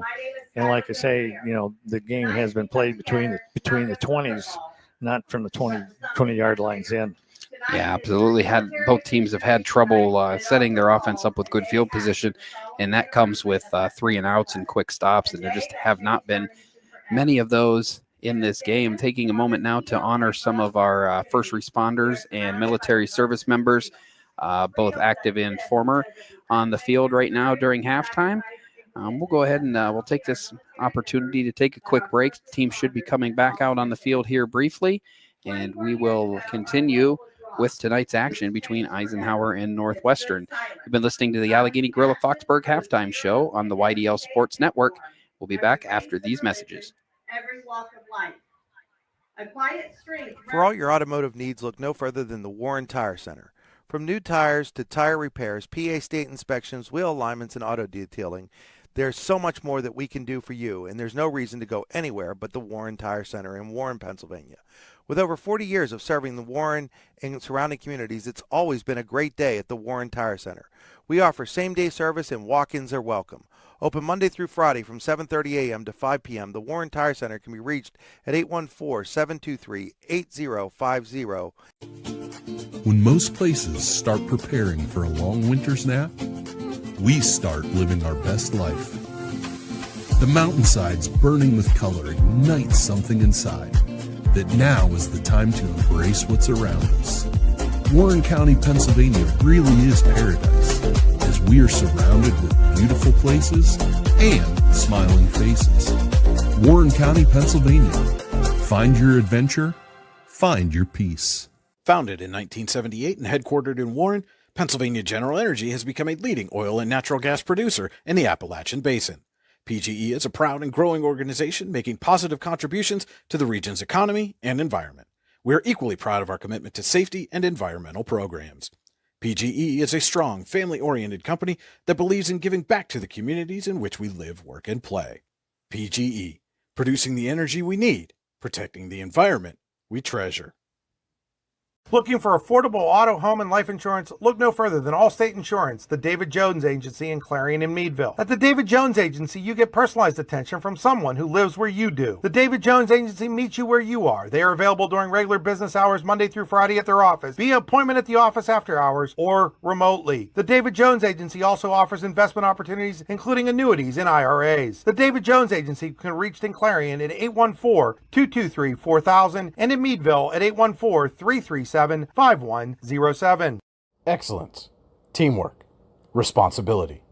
Those are the foundations on which Phoenix Sintered Metals in Brockway is built. Phoenix is a Verischetti family-owned powder metal manufacturer committed to being an industry leader through excellence, innovation, and continuous improvement. Phoenix emphasizes employee teamwork as well as responsibility to the community.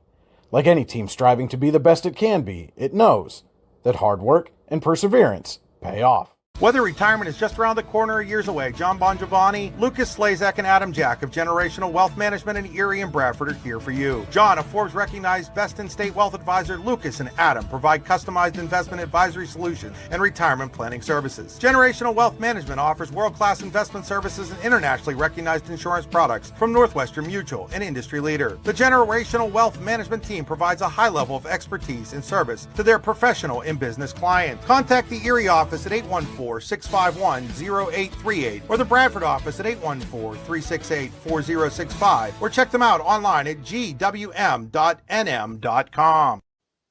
If you're ready to buy or sell your home, then stop in at 4234 Market Street to let one of the agents at Howard Hanna Professionals help. Our friendly and knowledgeable agents can help you find the key to your dream home. Looking for a new career? Howard Hanna Professionals can help there too. Howard Hanna Professionals will assist new and experienced agents with the startup fees for an exciting career in real estate. Call Katrina Laurie at 814-726-2000 for more information. Make 2025 the year you take the next step in your career with the Clinical Medical Assistant Program or Professional Development Seminars at the Warren Forest High Ed Council.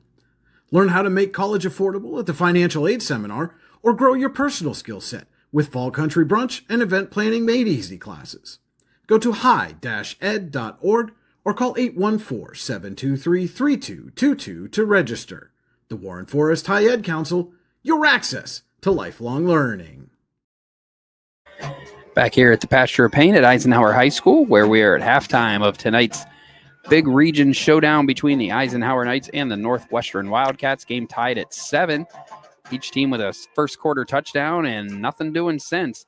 The Wildcats will get the ball to start the second half. And Lou, it's really starting to feel like one of those games where the next team that can break through and get a little control of the game might be the team to walk out of here with this big region win. Yeah, it's going to be, whoever makes the least mistakes and can capitalize on some big plays, play defense, get the ball in good field position, and take advantage of that field position. So, excuse me, they've got to have Eisenhower's going to have a big stop here, because I always say the first 3-4 minutes of the third quarter is the most important part of the second half. So with them playing defense, I think it's time for them to step up stop the offense, get the ball in good field position, put together a good offensive drive, run some clock, get a score, and try and get a lead going into the fourth quarter. Yeah, one thing both teams have been struggling to do, at least defensively, is quick 3 and outs. If Eisenhower can come out, as you said, in the first few minutes of this second half and be the first team to go out there and get that like dominant defensive stop, it would go a long way in grabbing the momentum they're going to need in order to pull away and win for the third time in a row. But Northwestern not making it easy on them, coming off 2 lopsided losses in a row. And, last week, Northwestern was on the losing side of a drubbing, Eisenhower on the winning side. But tonight, really even football played through the first 2 quarters. Yeah, Mercyhurst. I mean, they played Mercyhurst last. Yeah, Mercyhurst is just a juggernaut. They got a nice team, but still, they really don't look like a team that got clocked 56-12. Yeah, probably says more about Mercyhurst Prep than Northwestern. Right. Yeah. Yeah. This right now that Mercyhurst is the team in this region that everybody's gunning for, and in order for those games to mean more later in this season, these are the ones you got to win now to put yourself in that position. Well, that's what we said at the beginning of the show, that the region games doesn't make any difference if it's the first game, second game, last game. They're all very important in the region. So, and that just sets a precedent for the rest of the season. If you can win early and keep on winning early, that you can come into the playoffs on a high note and on an uptick where you've got momentum going, and you're playing a lot better and not just playing average. You're above average, and you're making the plays and playing good defense and you have good offense and special teams. All 3 of them. I mean, you got to have all three facets of the game to be competitive and to win games. So we'll see. Like I say, this will be a test for Eisenhower on this first drive from Northwestern, is just to stop them, maybe cause a turnover, get the ball down on Northwestern's side of the field, and see if they can put something together here to get the lead early. And maybe perhaps some good news for Eisenhower. Not sure yet, but I do see Grayson Linkerhoff has his helmet on for the first time today and is talking to the coaches, and we'll see if he makes his way out to the field. That would be a big boost for both of the offensive and defensive line play. Kick return by number 8, Andrew Merritt, across the 40, and pretty good starting field position for the Wildcats. And now, as we said, Lou, this is where the defense will have their chance to put their stamp on the game.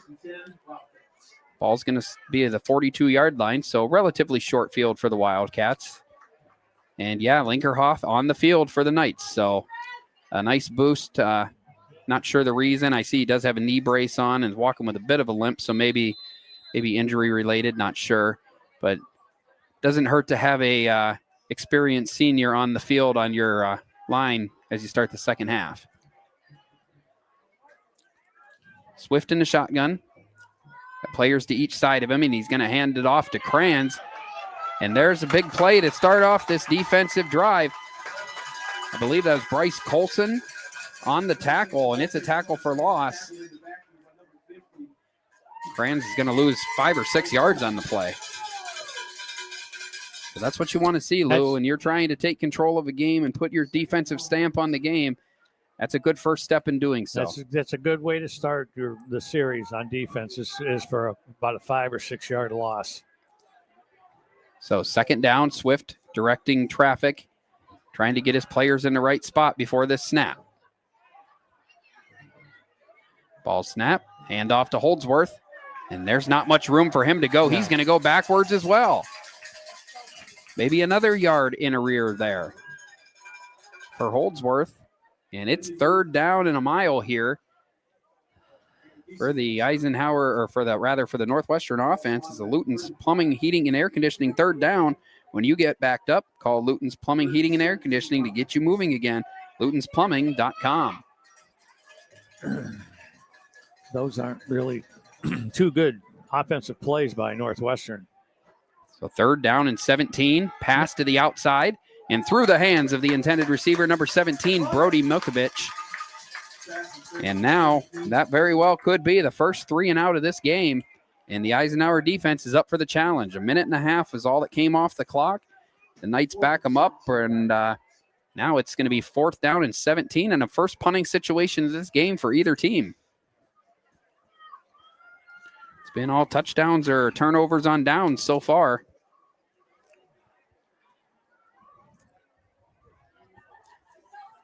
Doing the punting will be Zach Johnson, the sophomore, number 19. Also has done the kicking tonight. Either go after it or peel back to get some blocking for a nice return. It's going to hang up in the air. Gelati calls a fair catch. Bounces off him. He does get down on it at around the 35-yard line, 34-yard line. Make it the 33. That's where the Knights will take over. So they don't get the greatest field position out of it, but nonetheless do come out of that with a stop. The first defensive 3 and out of this game.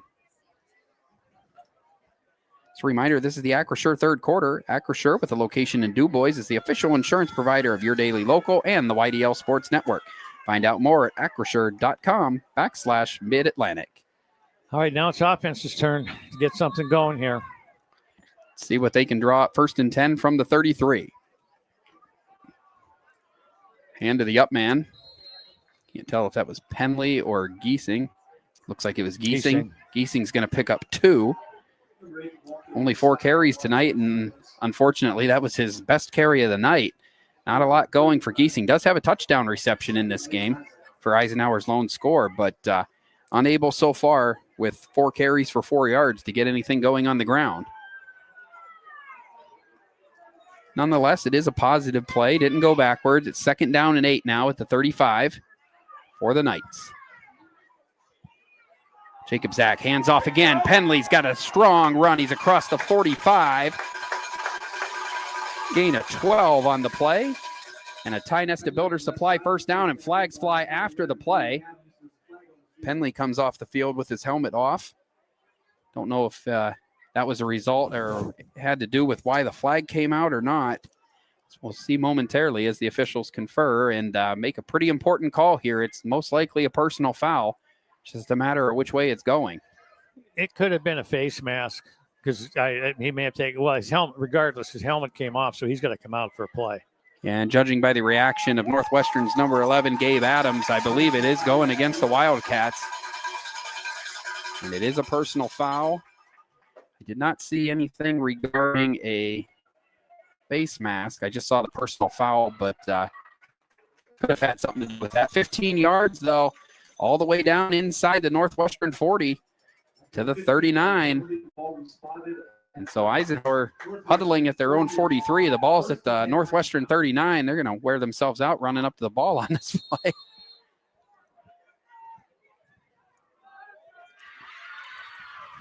They get them on their heels a little bit. Now they just got to step on them a little bit. Yep. That's one thing we've been hoping to see all season. And ball's at the 39. Perfect chance to do it here. Jacob Zach kept it. Pitches it outside to Penley. Pitched it at the last possible second. And that was going to be a loss. And instead, it turns into a positive gain of about 5 from Logan Penley. Jacob Zach held on to that, Lou, just about as long as you possibly could. I was surprised he wasn't on the ground yet. Yeah, those late pitches. When they work, nice play. When they don't, just like hold on to the ball. That's one of those situations. He does wait till the last minute, though. Yeah, it's one of them situations where the coach is yelling, no, no, no, no, and then it's okay because it ended up being a positive 5-yard gain. Right. But no, no, no, no. Yeah. Exactly. So 8:34 remaining in the Acrisure third quarter. Ball's at the 34-yard line. Jacob Zach has it. Fumble. Hands it to Giesing, who the ball's on the ground. Northwestern saying they have it. They unpeel the pile here. No indication yet. And it does look like Eisenhower's got it. So they'll maintain possession. They'll lose a yard, and it'll be 3rd down now. But disaster averted at least momentarily on the exchange between Jacob Zach and Giesing. 35 minutes. Northwestern's kind of losing their composure here a little bit. They've had to drag a couple of their players back into the huddle where they're just kind of they're losing it here a little bit. So, I mean, they got to get their composure back. And this is a great time for Eisenhower to take advantage of this to get going here. Jacob Zach's going to roll to the left. He's going to keep it himself. He's got daylight. He's got a first down and more. There is a flag thrown on the play, and I think that's going to be coming back. And could be a holding penalty here. I saw junior Ollie Boozer come off the field kind of pointing at his chest like maybe he got called for it here. Let's see. It is quite a ways downfield. Yeah, it's a hold. But it will be a holding. Holding. Coming back at least somewhat here. I don't know the ins and outs of officiating quite like you, Lou, but how do they mark that? The flag's down at the 16-yard line. Is it 10 yards from there? Yeah. Okay, so it's going to be. Are we still looking at? Still be pretty close to a first. I believe it's still a first down. Yeah. Yeah. So it's a Tionesta Builder Supply first down for the Knights. So disappointing to lose the 10 yards there, but I'll also trade that in and take the first down. Keeps this drive going as they look to try to take the lead here in the Acrisure third quarter. It hurt them, but it didn't hurt them bad. No, definitely could have hurt them worse if that. Well, yeah, I mean, it would have been, it should have been where are they, on the 26? Yeah, it should have been in the red zone. It should have been down in the 16, but still. They'll trade it for a first down, I'm sure, right now. Yeah, they still got it. Ball's on the ground again. Jacob Zach had it, lost it, still on the ground. He fumbled it twice. Did fumble twice. We got flags out again after the play. And personal foul on Caleb Jacob Zach, the quarterback, not sure. And the ball retains possession. So Eisenhower does recover, but they're going to lose 15 yards here on the personal foul called on Jacob Zach.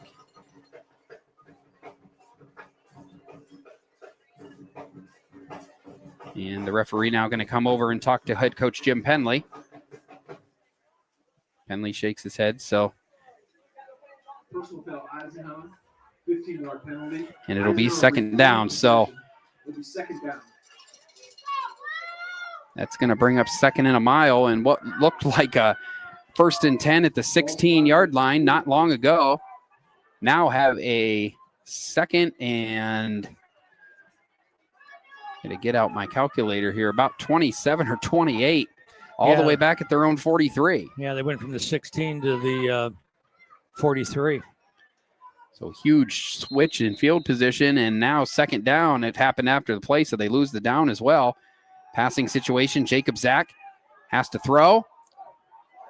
And miscommunication there. I think we'll have to see what they call here. That may...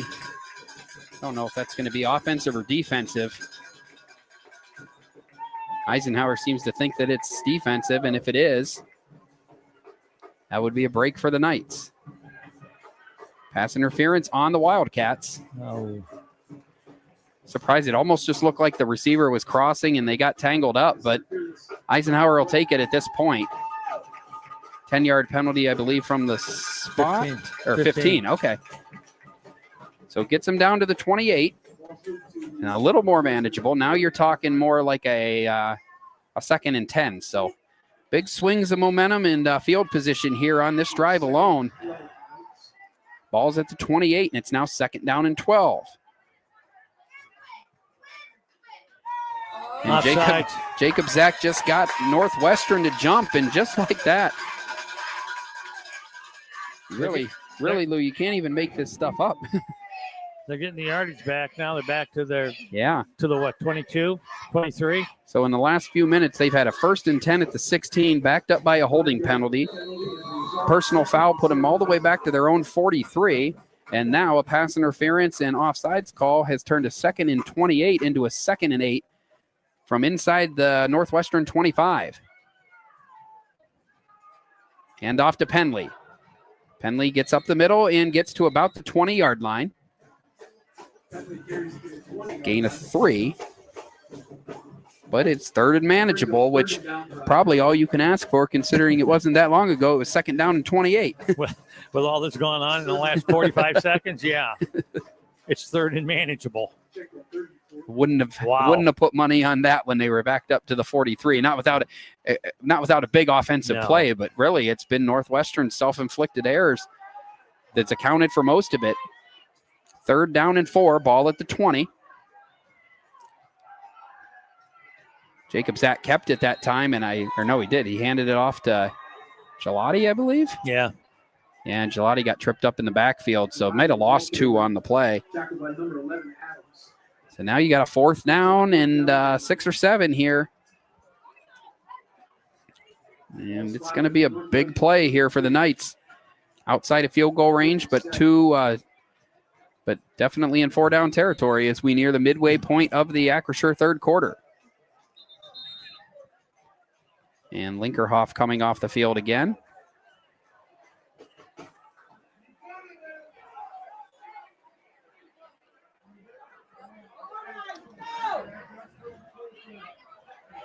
So Linkerhoff comes off. Jacob Dunn comes in, number 74. And the clock will wind here. 4th and 7 from the Northwestern 23-yard line. I want my best player to handle the ball here. Let's see what the Knights have. Jacob Zach's going to fake. He's going to look and throw, and it's intercepted. That's number 4, Avery Merritt with the pick, and he's rumbling down the sidelines. One man to beat, and he got caught.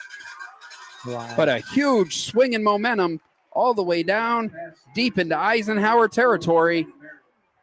And not only do you not convert on 4th down rather, but that's a huge swing of momentum. The ball all the way down to the Eisenhower 21-yard line.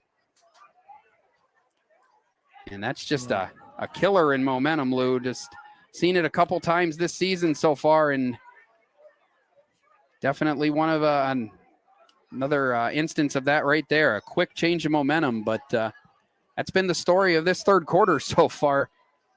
Every time you think one team's getting control, the other team kind of swings back, and now it's Northwestern in control.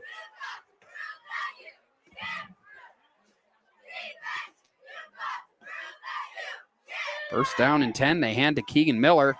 Miller's still going. Well, I was going to say now it's time to make the next play. Well, now it's time to make the next play. Yeah, a gain of about 12 for Miller. Miller's only got 4 carries in this game, but 43 yards. So when he's carried, he's been successful. Yeah. And now you go from just a second ago, 20 yards away from Eisenhower scoring the go-ahead touchdown. Now it's 1st and goal for the Wildcats, just like that.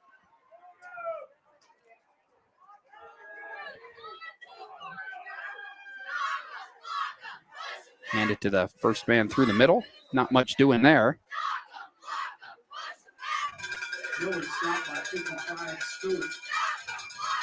So Miller's run gets about 3 out of what they needed. And it's 2nd down and goal just outside the 5-yard line, make it the 6-yard line for Northwestern. Eisenhower looking for a big defensive stand. 4:52 left third quarter, 7-7 ball game. Swift rolling out, looks and throws, it's complete, but good coverage there by number 15, Logan Penley, brought him down almost immediately. Kranz had the catch, but he only picks up a yard on the play, and now it's 3rd down for the Wildcats.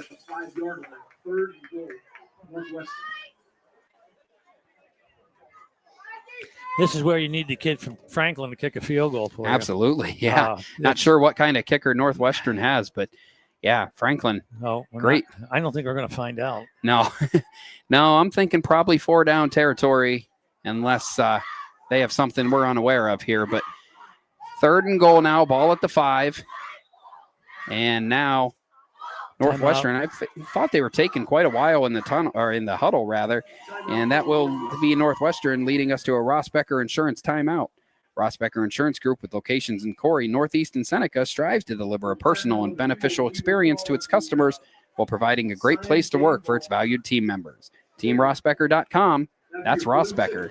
Blue ticket for game ball. So, Lou, here we are in the Acure third quarter, and this game has swung quickly in a couple different directions. And what's funny is, as much as the momentum has shifted at times, the score has been the same since the 2-minute mark of the opening quarter, 7-7.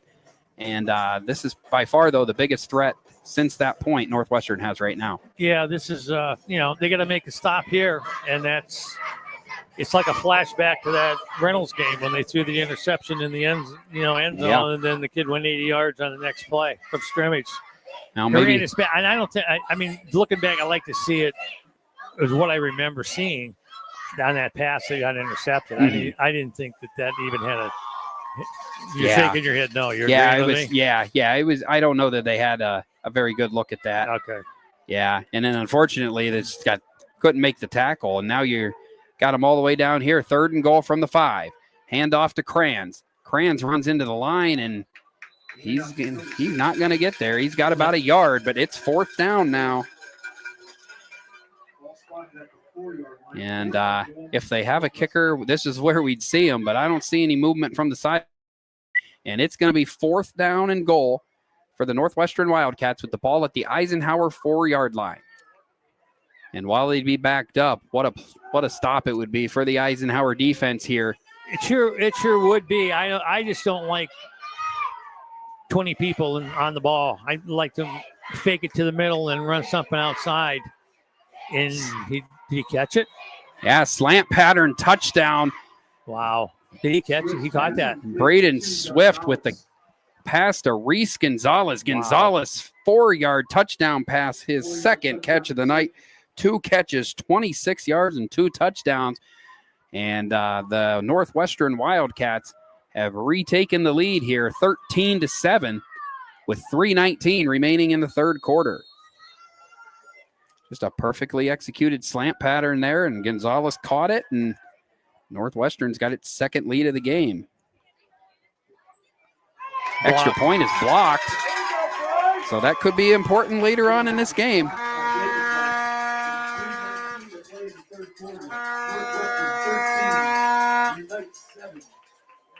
So 13-7 Northwestern. We'll take a quick break and return with more high school football action on the YDL Sports Network. Excellence, teamwork, responsibility. Those are the foundations on which Phoenix Sintered Metals in Brockway is built. Phoenix is a Verischetti family-owned powder metal manufacturer committed to being an industry leader through excellence, innovation, and continuous improvement. Phoenix emphasizes employee teamwork as well as responsibility to the community. Like any team striving to be the best it can be, it knows that hard work and perseverance pay off. Back here at the Pasture of Pain, back in 4th game, now in the hands of the Northwestern Wildcats. They've got the 13-7 lead. Got an interception on the last drive on a 4th down play, and had a short field and paid it off with a 4-yard touchdown pass from Braden Swift to Reese Gonzalez on 4th down. Extra point was blocked, however, and the Knights remain within 6 with 3:19 to play in the third quarter. Northwestern set to kick. Alan Siebert, Lou Vizza on the call here from Eisenhower High School. Here's the kick. It'll bounce into the hands of Gelati. Gelati's got room. Making a move. He's trying to use that track speed to get outside, and what a return from Gelati. He is down, unfortunately, on the play, holding his leg all the way up to the 41-yard line of Northwestern. But Gelati, the concern right now, in a lot of pain. Like he got rolled up on the tackle, and hopefully it's nothing major. We'll hope for that. Gelati's got that speed. He uses that speed to his advantage in track, and he was almost off to the races there, but the junior tackled one defender shy of getting the Knights even in this game. We'll take a quick break and be back here on the YDL Sports Network. Eisenhower and Northwestern. Wildcats up 13-7. Be right back with you. We think Rossbacker Insurance is a place for you and for your family, for your individuals, for your businesses, because we want to be your insurance advisor. We're local. We're knowledgeable. We have contracts with all different insurance carriers to customize and fit the right insurance program for your needs. We're here. You can come sit down with us, talk to us one-on-one, sit across from the kitchen table, sit across from our desks, and we can give you good insurance advice, how you can save money, where you don't want to save money and skimp out on coverage. And so we're there to help balance that and give you good insurance advice, good risk management advice. So after you have a claim disaster, you can have confidence that your family, your businesses, your cars, your assets are best protected.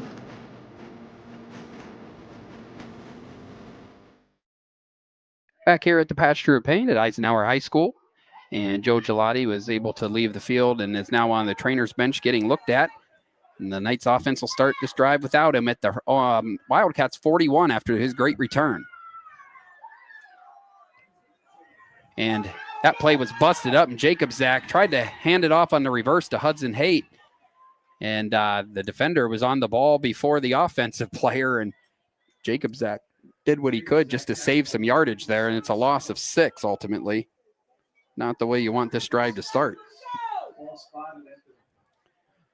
And unfortunate there, Lou, because really that's a play that's typically designed for Gelati. Yeah. And he just left the field with the injury, and it just didn't work out on that play. So right off the bat here, 2nd and long for the Knights. Back to still in Northwestern territory at their own, at the 46, but a long way to go for a first down. Jacob Zach pitches to Penley. Penley with a nice stiff arm, but that was a really nice tackle there by number 17, Brody Mikovic, because there wasn't much behind him but daylight, and it ends up being just a 3-yard gain for Penley. Jacob Zach makes it look so easy, even though the pitch is light. You know, I mean, he does get the pitch out, but you don't think he's going to be able to get the pitch out. But he's done it several times tonight. Yeah, but he still does. Likely going to need his arm on this down. It is 3rd and long with the ball at the Northwestern 44. Jacob Zach's in a shotgun. Immediately rolling out to his right, now throwing deep. Had Ben Lindbergh down the field, but ball falls incomplete, and it's 4th down and long now. 3 straight incompletions for the Knights for the game, and now with 2:13 left in the Acrisure third quarter, Coach Penley's got to make a decision here on what he wants to do. As it is 4th and long, I think he's yelling punt, probably trying to play the field position game, trying to get the right personnel on the field.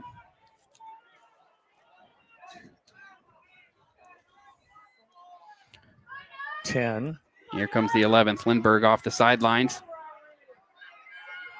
He is set, and I believe it's Jacob Zach that does the punting. He gets off a nice kick. It's high in the air, and it's fielded by number 2, Reese Gonzalez. He's already got 2 touchdown receptions and does his job to flip the field there. Gonzalez has had a huge game all the way across the 35 to the 36, and that's where Northwestern will start its drive. 2 minutes left in the third quarter here at Eisenhower High School, and the Knights look like they were driving toward a potential go-ahead score. An interception, flipped the field, and just like that, a 4th down touchdown, and now they're down 6, and Northwestern has the ball. See, that's where I said that even on special teams, you know, with the punt like that, they only flipped. There was only about a 10-yard differential from where they stopped them to where they got the ball back. Yeah. I mean, really take a shot on 4th down. Yeah. Really. Yeah. I mean, ultimately, that's about how it would have played out anyway. Right. And you gave yourself a chance to retain possession. So, screen pass, Swift. Nice job there. 74, I believe it's Jacob Dunn. Dunn wrecked that play up from the start. That had no chance at all. Yep. Nice play by Dunn, the sophomore. He's in there in place of Linkerhoff right now, and he made a great play there to knock the Wildcats back 4 yards on their first play of that drive. So it's not panic time if you're the Knights. You've proven you can move the ball. You're still within not only 1 possession, but an extra point gives you the lead, and there's plenty of time left. So trying to be the optimist for the Knights here, but a stop here would go a long way. Swift complete to Gonzalez, and It's Gonzalez's first catch tonight that didn't go for a touchdown. So it's got to be a disappointment. That's a good thing. For him, yeah. Ends up picking up about 8.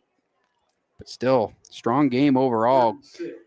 And we said earlier, Northwestern averages about 20 pass plays a game. They've got 17 already, and there's still a quarter plus to go. So 21 receptions on the year coming in, and they've got over half that in this game. So their short passing game working. But it is third down and about 6. Passing game coming again. This one complete.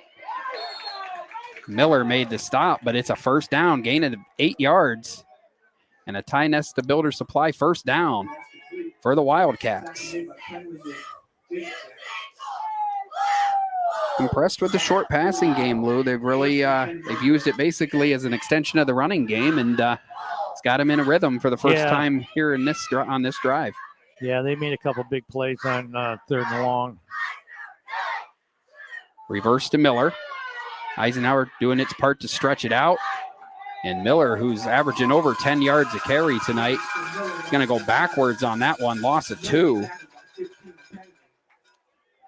And they've been able to do that on 1 or 2 plays. Unfortunately, it's only taken one big one for drives to continue, and we've seen that time and again from the Northwestern offense tonight. Final 20 seconds of the Acure third quarter. Wildcats 13, Knights 7. Ball at their own 46. They hand it to Holdsworth. Gets hit hard in the backfield. The tackle wasn't made, but that play was, the tackle won't go to, I don't know if is that Giesing? Had a huge hit there in the middle, and even though he didn't get credit for the tackle, he stopped him dead. And quarter. Yeah, that's a loss of a yard, and it brings us to the end of the Acure third quarter. The Eisenhower Knights and Northwestern Wildcats. Northwestern with a 13-7 lead. You're watching high school football on the YDL Sports Network. Whether retirement is just around the corner or years away, John Bongiovanni, Lucas Slazak, and Adam Jack of Generational Wealth Management in Erie and Bradford are here for you. John, a Forbes-recognized best-in-state wealth advisor, Lucas and Adam provide customized investment advisory solutions and retirement planning services. Generational Wealth Management offers world-class investment services and internationally recognized insurance products from Northwestern Mutual, an industry leader. The Generational Wealth Management team provides a high level of expertise and service to their professional and business clients. Contact the Erie office at 814-651-0838 or the Bradford office at 814-368-4065 or check them out online at gwm.nm.com.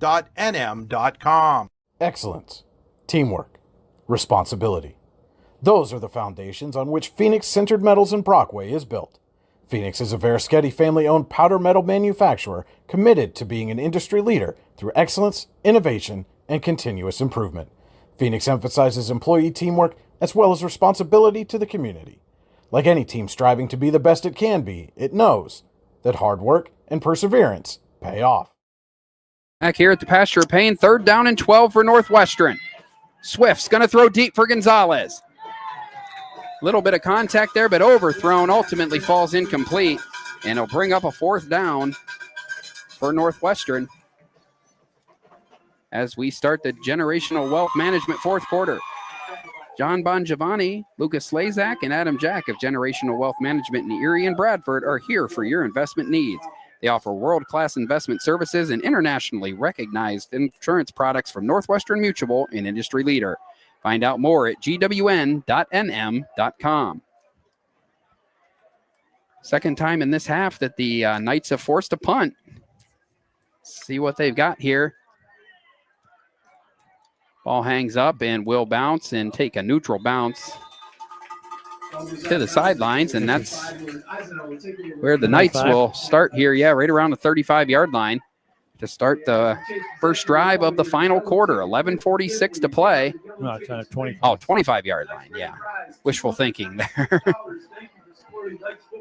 But, yeah, very evenly played game so far tonight, Lou, and whoever throws the last punch here is going to walk away with a win. Northwestern left the door open with that blocked extra point, and the Knights are hoping to crash through it. It'll start with this drive from the 25. Make them down to whoever has the ball last. Very well could. So here's the snap. Jacob Zach hands to Penley. Not much doing for Penley over the right or left side, excuse me. No gain on the play. Penalty tackle for no gain on the play, 2nd and 10. 50-50 number was 915. 557 on your gold ticket. They got to go into the playbook and try something that they haven't tried yet tonight. Yeah, I was taking a look to see. I didn't see if Gelati's back in the game or not. He's not on the trainer's table anymore, but he's standing on the sideline next to Coach Jim Penley right now. So with the trainer trying to keep whatever was bothering him loose. But 2nd down and 10 for the Knights. 11 minutes to play. Jacob Zach keeps it. And that's big boy running there, but not much doing. Might have got a yard, but the yards as the game creeps toward its conclusion here, becoming harder and harder to come by for the homestanding Knights.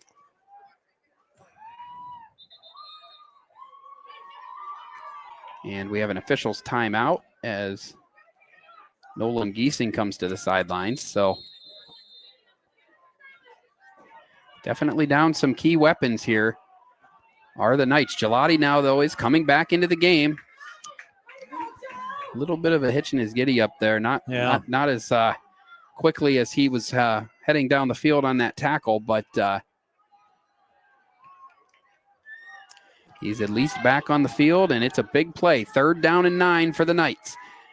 Back judges, hands up, less than 5 seconds till the snap, and Coach Penley's going to have to take a Rossbacker Insurance timeout there to avoid the additional 5-yard penalty. Rossbacker Insurance Group, with locations in Corey, Northeast, and Seneca, strives to deliver a personal and beneficial experience to its customers while providing a great place to work for its valued team members.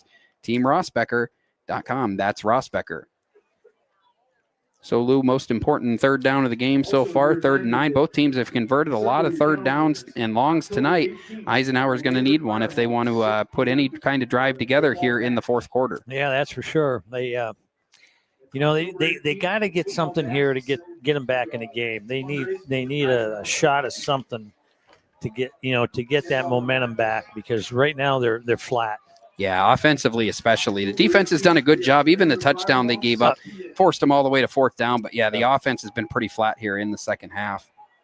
Yeah, they need to jumpstart themselves and get something in here, big play or something that can just get the momentum back on their side, and get them going again, because it's just – Yeah, Jacob Zach's got 5 runs of a dozen yards or more tonight, but 4 of them came in the 1st half. Only 1 here in the 2nd. So be a good time for another one, and we'll see if he's got it, because he's got the ball. He's running hard, and he's up close to a 1st down, but not quite there. It's going to be 4th down, and that's going to bring up an interesting decision here for Coach Jim Penley. It's 4th and a yard. You're on your own 34, but you're in the 4th quarter, and time's getting low here. Not exactly must-go time yet, but I think I'd be surprised at this point if they kick it. No, they're not going to kick it. I wouldn't kick it. 4th down and 1. This might be the play they need to make it or break it. So they need to get a first. They need to make a great play and get a 1st down to keep this drive going. No penalties either. Nothing pre-snap. Jacob Zach keeps it. He's got a 1st down and more on the sneak. That's it. He's across the 40. A gain of 7. And a Tionesta Builder Supply 1st down for the Knights. This drive continues. 9 minutes and 17 seconds remaining here at the Pasture of Pain. They got to get this offense moving. They got to get the plays in quicker. They got to move quicker. They got to do everything quicker, because they're putting them back on their heels. Yeah, they've had them back on their heels a couple times and haven't put the hammer down yet. Penley's going to get the carry. Nice tackle in there by number 11, Gabe Adams. He's made a few nice plays in the middle. That kid's played a nice game on defense. Yeah, he really has. Not a lot doing. Giesing and Penley both up the middle. Most of the Giesing hasn't had many yards all night, but Penley, the ones he's got, have gotten mostly outside, or when he's gotten around the tackle box. And 2nd down and 8 here. Ball at the 44-yard line.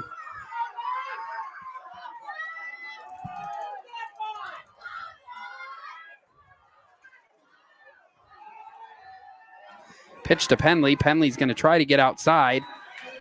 And there is a flag down, and Jacob Zach on the ground where he's at. I'm thinking roughing the passer, and that's what it is. It's a personal foul on the Northwestern Wildcats, and that couldn't have come at a worse time for them. Better time for the Knights, though. It's going to put them into Northwestern territory, and as you said, Lou, they really got them back on their heels now.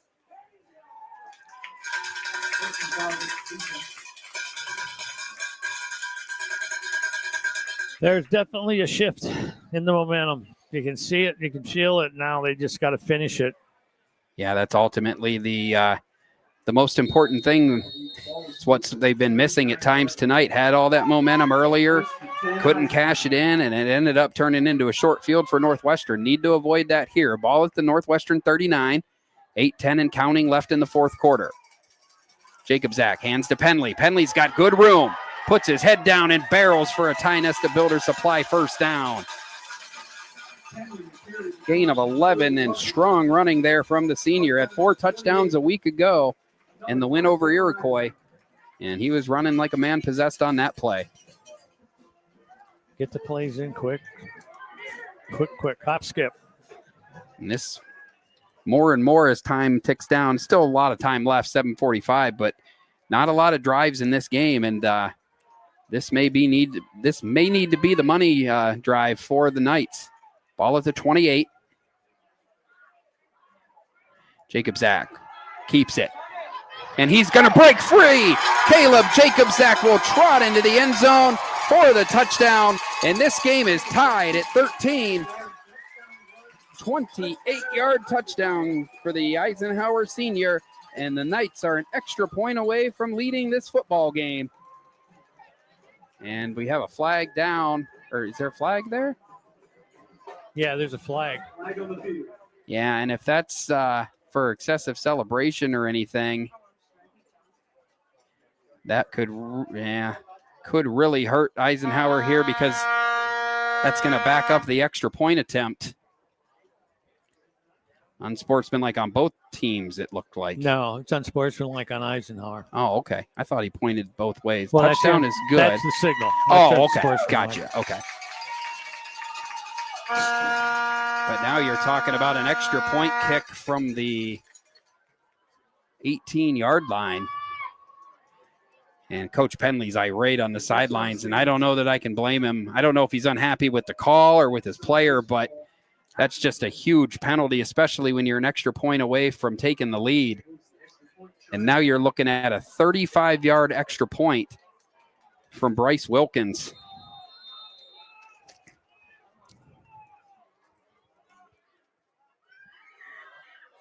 That kick is on the way, and he got it. Bryce Wilkins with the 35-yard extra point bails out the Eisenhower personal foul, and the Knights have taken the lead 14-13. I'll tell you, you can't understate the importance of that kick. That's a long kick for Bryce Wilkins. Impressive. It puts the Knights on top by a point here in the fourth quarter. I think if I were a coach, a head coach, even a coach, I get a kid from the soccer team. I would get a kid. I mean, I would find a kid that can kick the ball. They just know how to square it up, and they just if you can find a kid that can kick, that's immeasurable. That is a valuable asset, because you never know. I mean, right there. I mean, he kicked it from 35 yards. Wilkins has added some nice kickoffs tonight too. He's kicked them back inside the 10 a few times. So it's not always the part of the game that gets the headlines, but that's the most important play of this game, is Wilkins' 35-yard PAT right there. And it's got the Knights on top 14-13 with 7:26 to play. This one's on the ground, taken by the up man. And he's across the 40 before he falls forward to the 43. Number 8, Andrew Merritt on the return. And if you're Coach Penley, not saying it'll come down to this, but you got to have some confidence from anywhere within 30 yards now for Bryce Wilkins, should this game come down to a kick. Of course, they're hoping that it won't matter. defensive stop here would go a long way in that. They're going to make him. They're going to force him into throwing the ball a little bit more than what they have been already. Mm-hmm. So let's see what we got. Maybe they can pick one off and get good field position or even run one back. Swift with the throw, and almost called it, Lou. Over the outstretched hands of Reese Gonzalez. Hudson Haight almost got his hands on it. It'll go down as an incompletion, but from your lips to the playing field. I think Jacobsack may have got a hand on that, cut Yeah. in front of him. May have tipped it enough or caused him to to miss it. When Swift rolled out, it looked like Gonzalez was pretty wide open, but Jacobsack and Haight both closed in pretty quickly, and that ended up being a low percentage throw. And it's 2nd down and 10. 7:17 left in the Generational Wealth Management fourth quarter. Pitch to Holdsworth. And Holdsworth runs a long way to not pick up much. A swarm of Knights. Cash Moore is there. Grayson Linkerhoff was there. Joe Gelati was there. And it's 3rd down and long for the Wildcats. They're forcing them into throwing the ball. They can't run the ball. Yeah, I was looking. They've had a few runs. The first run of the game, 23 yards from Holdsworth, and then Miller's first few runs. Other than that, nothing in double digits. Mostly 3-4 yard runs, some negative plays in there. Really, the big plays have come via the pass for Northwestern. And the offensive line got a little happy there and couldn't hold back. So that's a free 5 yards for Northwestern. Linkerhoff and Jacob Stewart both jumped into the neutral zone there. 3rd down and 6. Ball at their own, ball at the 47-yard line. Time ticking down, 6:25 and counting in this fourth quarter. Swift is back to pass, and Swift finds daylight and had to get down. And him sliding there actually going to cost him the first down. Picks up 3, but that's only half of what they needed, and it's 4th down. Yeah, and I don't know that as a coach you like to see your quarterback take big hits there, but that might have been the time to put the head down and try to get the extra yards. Well, yeah, but I don't know either. But it's also 4th down, and you save yourself. You got picked up what you could. It is definitely manageable. It's only a 3-yard gain, and it looks like Swift is going to call a timeout for his team and head over to the sidelines. The Rossbacker Insurance timeout. Rossbacker Insurance Group, with locations in Corey, Northeast, and Seneca, strives to deliver a personal and beneficial experience to its customers while providing a great place to work for its valued team members. TeamRossbacker.com. That's Rossbacker. 5 minutes. Yeah, 5 minutes, 42 seconds to go. And Lou, the way that Eisenhower has controlled the ball offensively tonight, if you're Northwestern, you really gotta think this may be it as far as, Eisenhower's had 3, 4, 5, 6 minute possessions all night. And if they take the ball over here at midfield already with the lead and then the clock on their side, Northwestern now down to just 1 timeout as well after spending 1 right there. So yeah, they need to stop. If they get to stop here, then they'll get the ball back, because Eisenhower's running the ball better than Northwestern is, and they can get some time off the clock if they get the ball back. They're going to throw. Swift rolls out to his right. And there's nobody there. There's the pass, and it falls incomplete. And that's a huge stop for the Eisenhower defense. Braden Swift's pass was incomplete. And the Eisenhower Knights make the stop and will take over at midfield with 5:36 to play in the Generational Wealth Management fourth quarter. And now, Lou, for the rest of this fourth quarter, Eisenhower going to try to play 12 on 11, the 12th man being the clock. Northwestern can only stop it 1 more time, so definitely a advantageous situation for the Knights, especially when they've been running the ball as well as they have in the last few drives. I'd be taking advantage of the wide side of the field to run more clock, to run more clock, to run more clock. Do the option to the other way. Jacobsack hands it to Penley. Penley's got lots of room. He's got 10 yards and more. Now he's cutting outside. He's inside the 30, all the way down to about the 26-yard line. 24-yard gain for Logan Penley. That's a good way to start the drive. Yeah, you're working clock, and not only that, but you also want to try to extend this lead and put yourself in a situation where the best that Northwestern can do at the end is tie. Yeah, if you score quick, so be it. You score quick, you're gonna put them up 2 scores. Yeah, and your defense has already proven, especially in this half, that they can stop the opposition. So Penley's going to get about a yard on that play, but most importantly, the clock will continue to run. You'll take a few of those as long as you can bust another one here and there to keep the clock or keep the drive moving. Right now, that play was worth 1 yard and about 35 seconds of clock.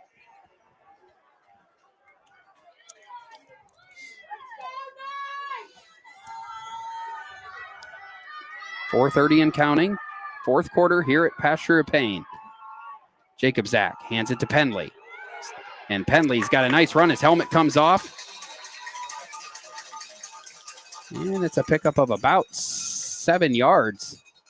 So 3rd and short. And number 15, Penley's going to have to come out for one play after the helmet came off. 3rd down and let's call it 2. And ultimately, Lou, yeah, you want to score, but if you're going to score here, it'd be great to do it with about 2 minutes on the clock. You'll take it right now if you can get it, but took over this drive with 5:42 to go. Already got it down to 3:52, so. Positive drive for the Knights so far. Gelati in motion. Jacob Zach under center is going to keep it. Goes straight up the middle and has the first down. Tionesta Builder Supply first down. And lose 6 yards for Jacob Zach, but maybe more importantly, that clock going to keep running and a fresh set of downs for the Knights. I'm not snapping the ball till the back judge raises his hand. Absolutely. Already the clock running 3.5 minutes here. And you got 25 seconds. Yep, you got 25 seconds. So sure, this is something they work on in practice during the week. And it's been hurry up, hurry up, hurry up. Now it's time to milk the clock. Now it's time to milk it. That's why I was so positive about the potential of a stop there. Now, maybe too slow here. Hurry up, hurry up, hurry up. He's counting. Hurry up, hurry up, hurry up. Hurry up. They get the snap off just barely. They hand it to Penley, and he might have lost a yard, but ultimately you'll take that. And we have a flag after the play. There's a flag on the field. Linda Muth and Linkerhoff were in some extracurriculars with a Northwestern player over there, and the flag came out.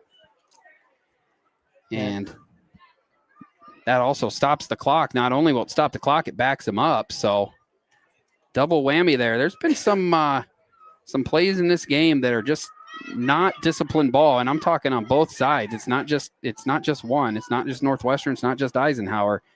Just some ill-timed personal fouls, and we talk about it every pregame, Lou. It's a killer, and Eisenhower was on the doorstep of putting this game away, and now they're looking at 2nd and a mile all the way back to the 26-yard line. Ball is north of the 26-yard line.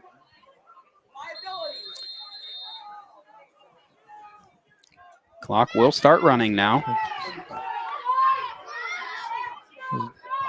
1 timeout remaining for Northwestern. They hold on to it for now. 2:42 to go. They snap it there early in the play clock. Jacob Zach fighting for extra yardage. Jacob Zach falls forward. Gain 2 to 24. So a gain of 2 for Jacob Zach. 3rd down.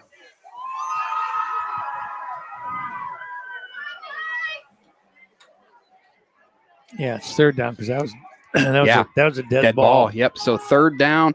Got to think that after this play, that would be when the Northwestern would expend their last timeout. So probably want to run it down as far as you can. We're inside 2 minutes to go now. 1 minute and 54 seconds. 3rd down and a mile for the Knights. Ball at the 24. Hand off to Penley. Penley holds on to the ball, and I would think that there's going to be, yep, there's the timeout call from Northwestern. That's their last timeout of this game. So with 1:41 remaining in this contest, would take a Rossbacker Insurance timeout. Rossbacker Insurance Group, with locations in Corey, Northeast, and Seneca, strives to deliver a personal and beneficial experience to its customers while providing a great place to work for its valued team members. TeamRossbacker.com, that's Rossbacker. So nothing really surprising me at this point, Lou. This game has been just a story of back and forth momentum changes. One team looks like they're about to put things away, and then suddenly it goes the other way. Eisenhower has the ball 4th down. I assume they're just going to probably run a play here and then just try to back them up, because Northwestern will have to go the length of the field with no timeouts in less than a minute and 40 seconds. Only need a field goal to win, but I haven't seen much kicking outside of the PAT game tonight for Northwestern, and just 1 of 2 in that department. So, no, you're not going to lose anything by. And again, Coach Penley upset as Penley has to call a timeout. So we have back-to-back timeouts here, and yeah, he appears unhappy with his own team here. Not something he didn't want to see there, and takes us into another Rossbacker Insurance timeout. Don't forget to support Eisenhower football fundraiser on Saturday, October. So reset things here. It's 14-13 Eisenhower, a minute 41 to go. Eisenhower can get a first down technically, but they'd have to get inside the 1 to do it. So it is 4th and 14 at the 15-yard line. Northwestern needs this stop to put the game on ice. Would be surprised if they do anything but a running play here. The biggest play of this game is when they the interception that Northwestern returned that eventually led to their go-ahead touchdown. That was off the pick. So got to think they're going to keep it on the ground and then just choose to play defense.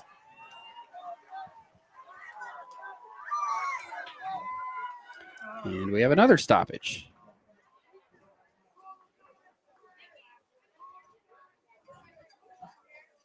Ref checking something on Jacob Zach's uniform. Appears all as well. And here we go with the 4th down play.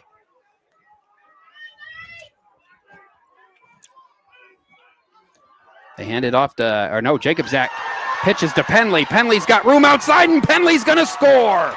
4th down, and flag on the play. Holding. And it's coming back. And that's going to back it up to the 25 now. It took 7 seconds off the clock, but a big holding call will take the touchdown off the board. And if Eisenhower's going to win this, they're insisting on doing it the hard way. Back them up to the 25-yard line. After the penalty, the ball spotted at the 25-yard line. Another back-breaking penalty in a game full of them for both teams.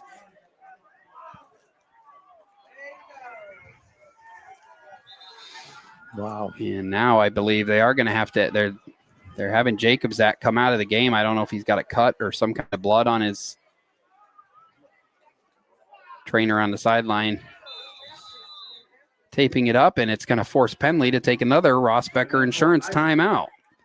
So now just 1 timeout for Eisenhower. They shouldn't become very important as the game winds down here. We're kind of where we're at with things right now, but gives the trainer a little extra time to work on Jacob Zach.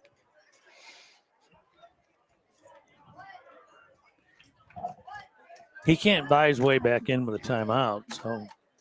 No, I don't think so. No.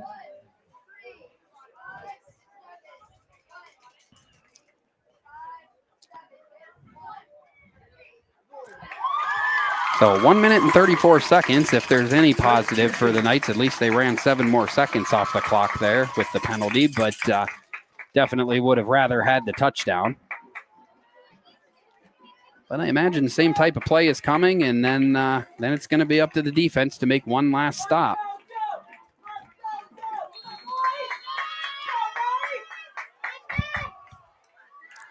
Gelati's in a shotgun. He's going to keep it. And he's going to pick up a couple over the right up the middle there. And the clock will stop with 1:28 to play. So Northwestern will take over, down up 1 point here.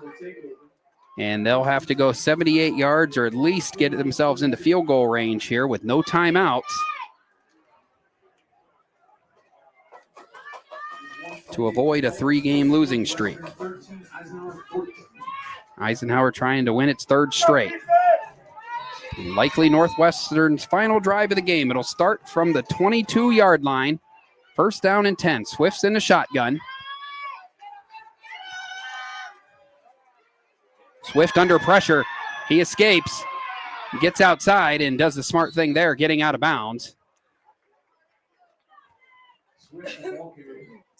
Picked up about 4, but 8 seconds came off the clock, so pretty fair trade for the Knights.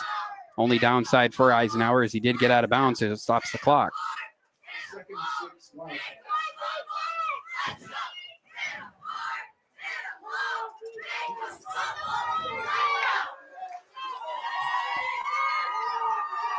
Minute and 20 seconds left. 74 yards away from a go-ahead score for the Wildcats.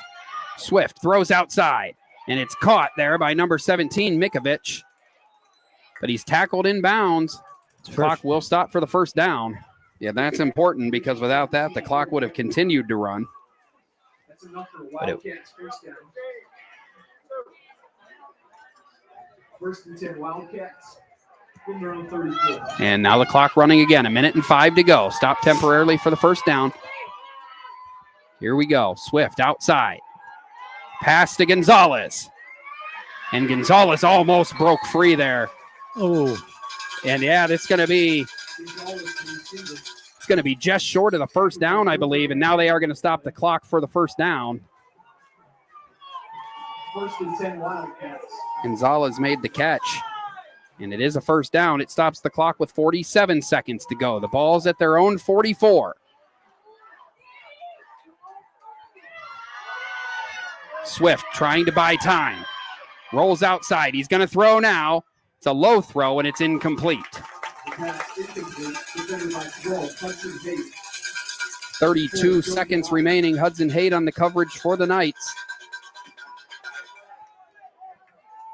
So a nice drive for the Wildcats so far, but time becoming the enemy. Just 32 seconds to go and no timeouts to fall back on here.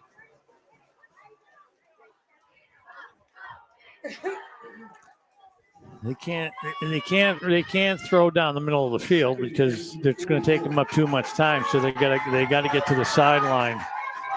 Yeah, and they got to throw. Absolutely. And they've got to stay on the sideline so they can get out of bounds. 56 yards away from where they need to be.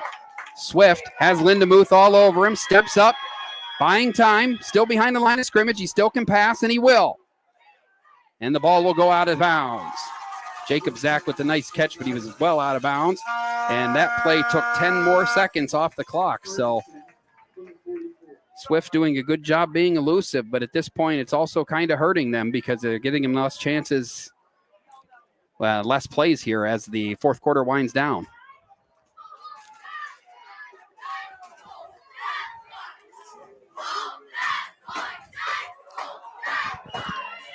So it will be 3rd down and 10. The ball is at the Northwestern 44-yard line.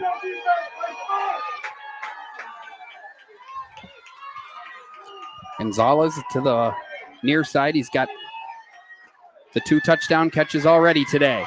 Swift is under pressure and throws the ball away, and that's going to be intentional grounding, I would believe. Don't think it got back to the line of scrimmage. Stops the clock with 14 seconds, and there's the flag. That's a loss of down. Loss of down, so it's going to be 4th down.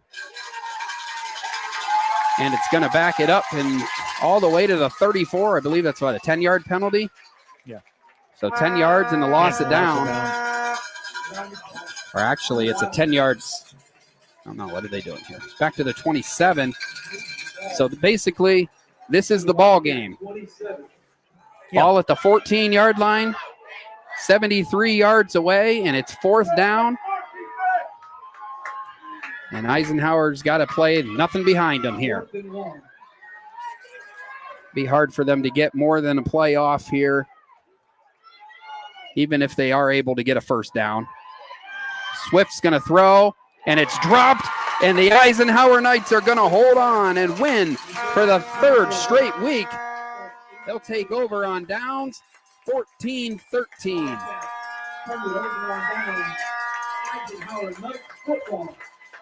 And Lou, I hate, you don't get many opportunities in this game to praise a high school kicker, but that kick was the play of the game at this point.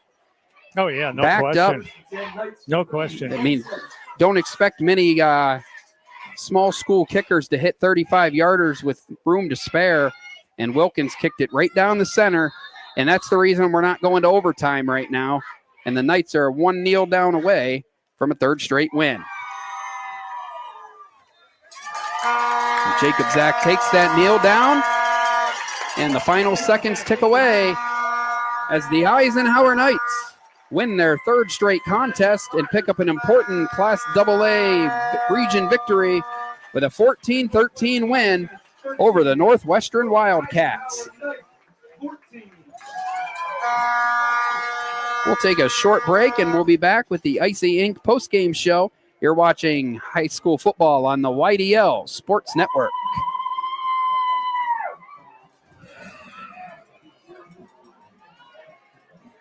Golfing at one of the prettiest golf courses around is what you get when you play around at Hunter Station Golf Club just outside of Tionesta.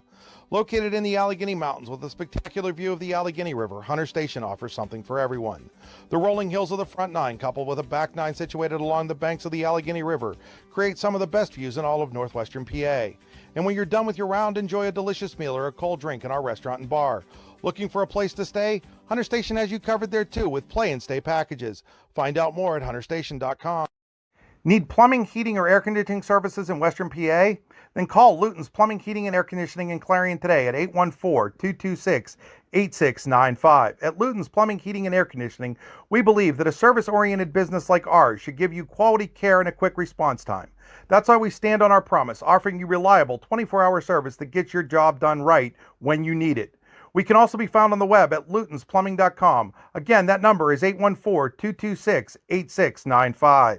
Craft beer, craft food, craft service. You get it all and more at Station 101 in DuBois. Whether it's your relaxing evening with friends at Cozy Family Dinner or that special night out with someone unforgettable, Station 101 is the place where memories are made. Dive into a new American culinary journey where every bite is made with premium, farm-fresh ingredients. Quench your thirst with our impressive craft beer lineup, 12 brews on tap, over 120 bottles to explore. From the first sip to the last bite, Station 101 delivers an experience that's anything but ordinary. Station 101 in DuBois, PA, crafted for you. Have a fender bender? We can mender at Park Avenue Motorcar. Bring your vehicle to Ron and the crew at Park Avenue Motorcar, 7 South Carver Street in Warren, or call 814-726-9728. Park Avenue Motorcar, proudly serving Warren County for 30 years.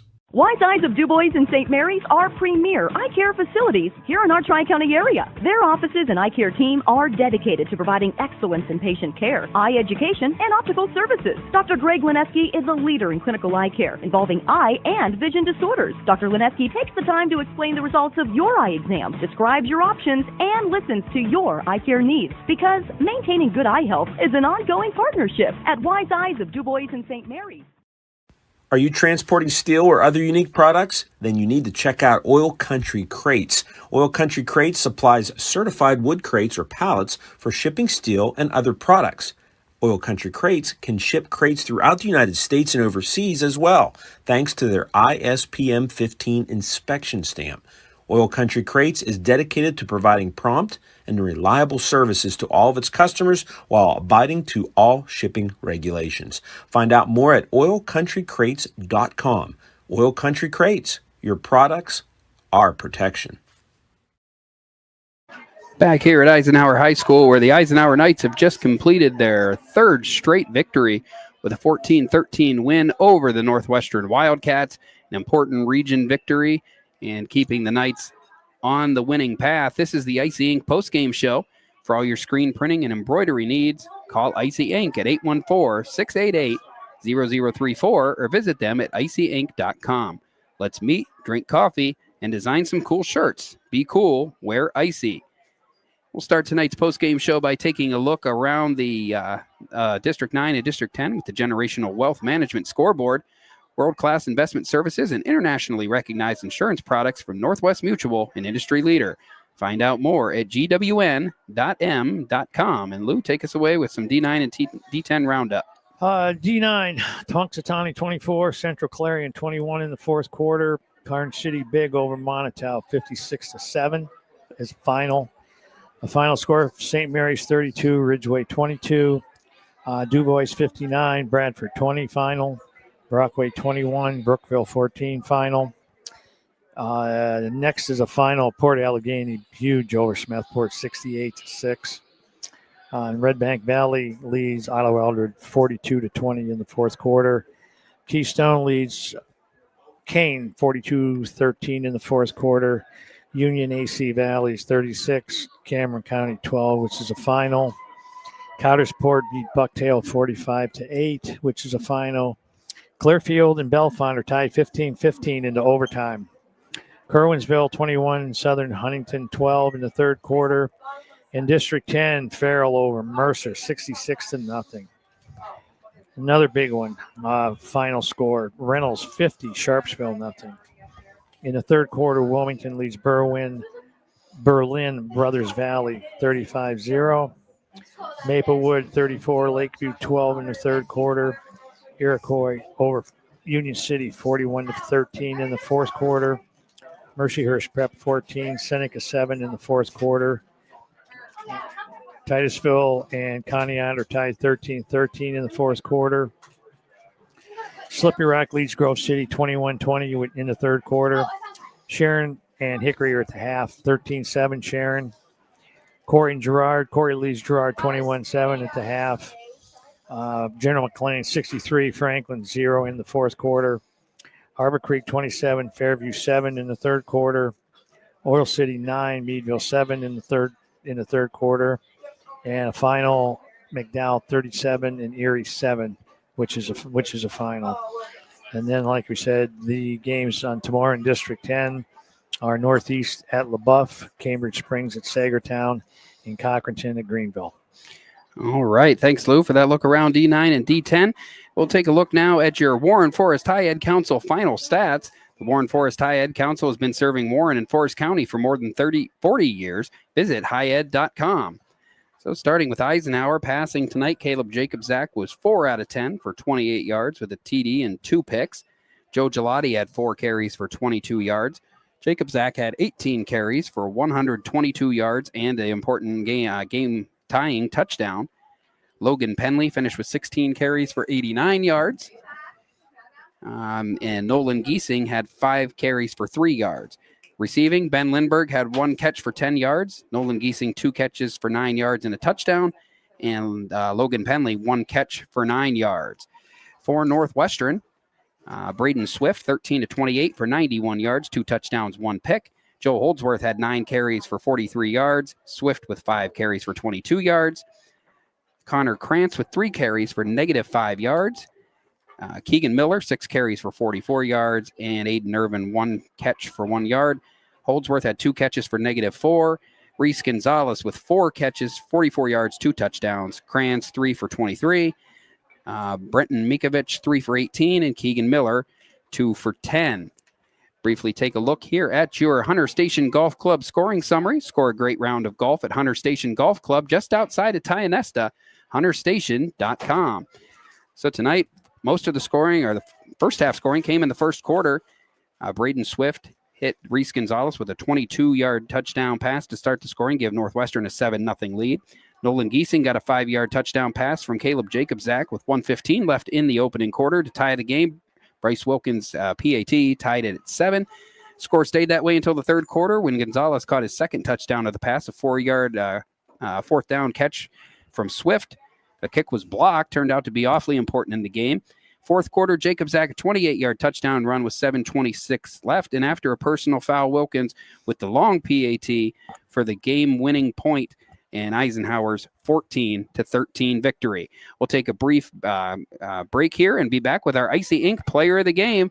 You're watching high school football on the YDL Sports Network. Golfing at one of the prettiest golf courses around is what you get when you play around at Hunter Station Golf Club just outside of Tionesta. Located in the Allegheny Mountains with a spectacular view of the Allegheny River, Hunter Station offers something for everyone. The rolling hills of the front nine, coupled with a back nine situated along the banks of the Allegheny River, create some of the best views in all of Northwestern PA. And when you're done with your round, enjoy a delicious meal or a cold drink in our restaurant and bar. Looking for a place to stay? Hunter Station has you covered there too with play and stay packages. Find out more at hunterstation.com. Need plumbing, heating, or air conditioning services in Western PA? Then call Luton's Plumbing, Heating, and Air Conditioning in Clarion today at 814-226-8695. At Luton's Plumbing, Heating, and Air Conditioning, we believe that a service-oriented business like ours should give you quality care and a quick response time. That's why we stand on our promise, offering you reliable 24-hour service that gets your job done right when you need it. We can also be found on the web at lutonsplumbing.com. Again, that number is 814-226-8695. Craft beer, craft food, craft service. You get it all and more at Station 101 in DuBois. Whether it's your relaxing evening with friends at Cozy Family Dinner or that special night out with someone unforgettable, Station 101 is the place where memories are made. Dive into a new American culinary journey where every bite is made with premium, farm-fresh ingredients. Quench your thirst with our impressive craft beer lineup, 12 brews on tap, over 120 bottles to explore. From the first sip to the last bite, Station 101 delivers an experience that's anything but ordinary. Station 101 in DuBois, PA, crafted for you.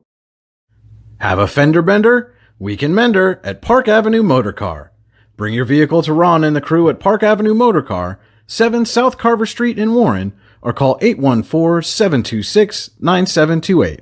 Park Avenue Motorcar, proudly serving Warren County for 30 years. Wise Eyes of DuBois and St. Mary's are premier eye care facilities here in our Tri-County area. Their offices and eye care team are dedicated to providing excellence in patient care, eye education, and optical services. Dr. Greg Lineski is a leader in clinical eye care involving eye and vision disorders. Dr. Lineski takes the time to explain the results of your eye exam, describes your options, and listens to your eye care needs, because maintaining good eye health is an ongoing partnership at Wise Eyes of DuBois and St. Mary's.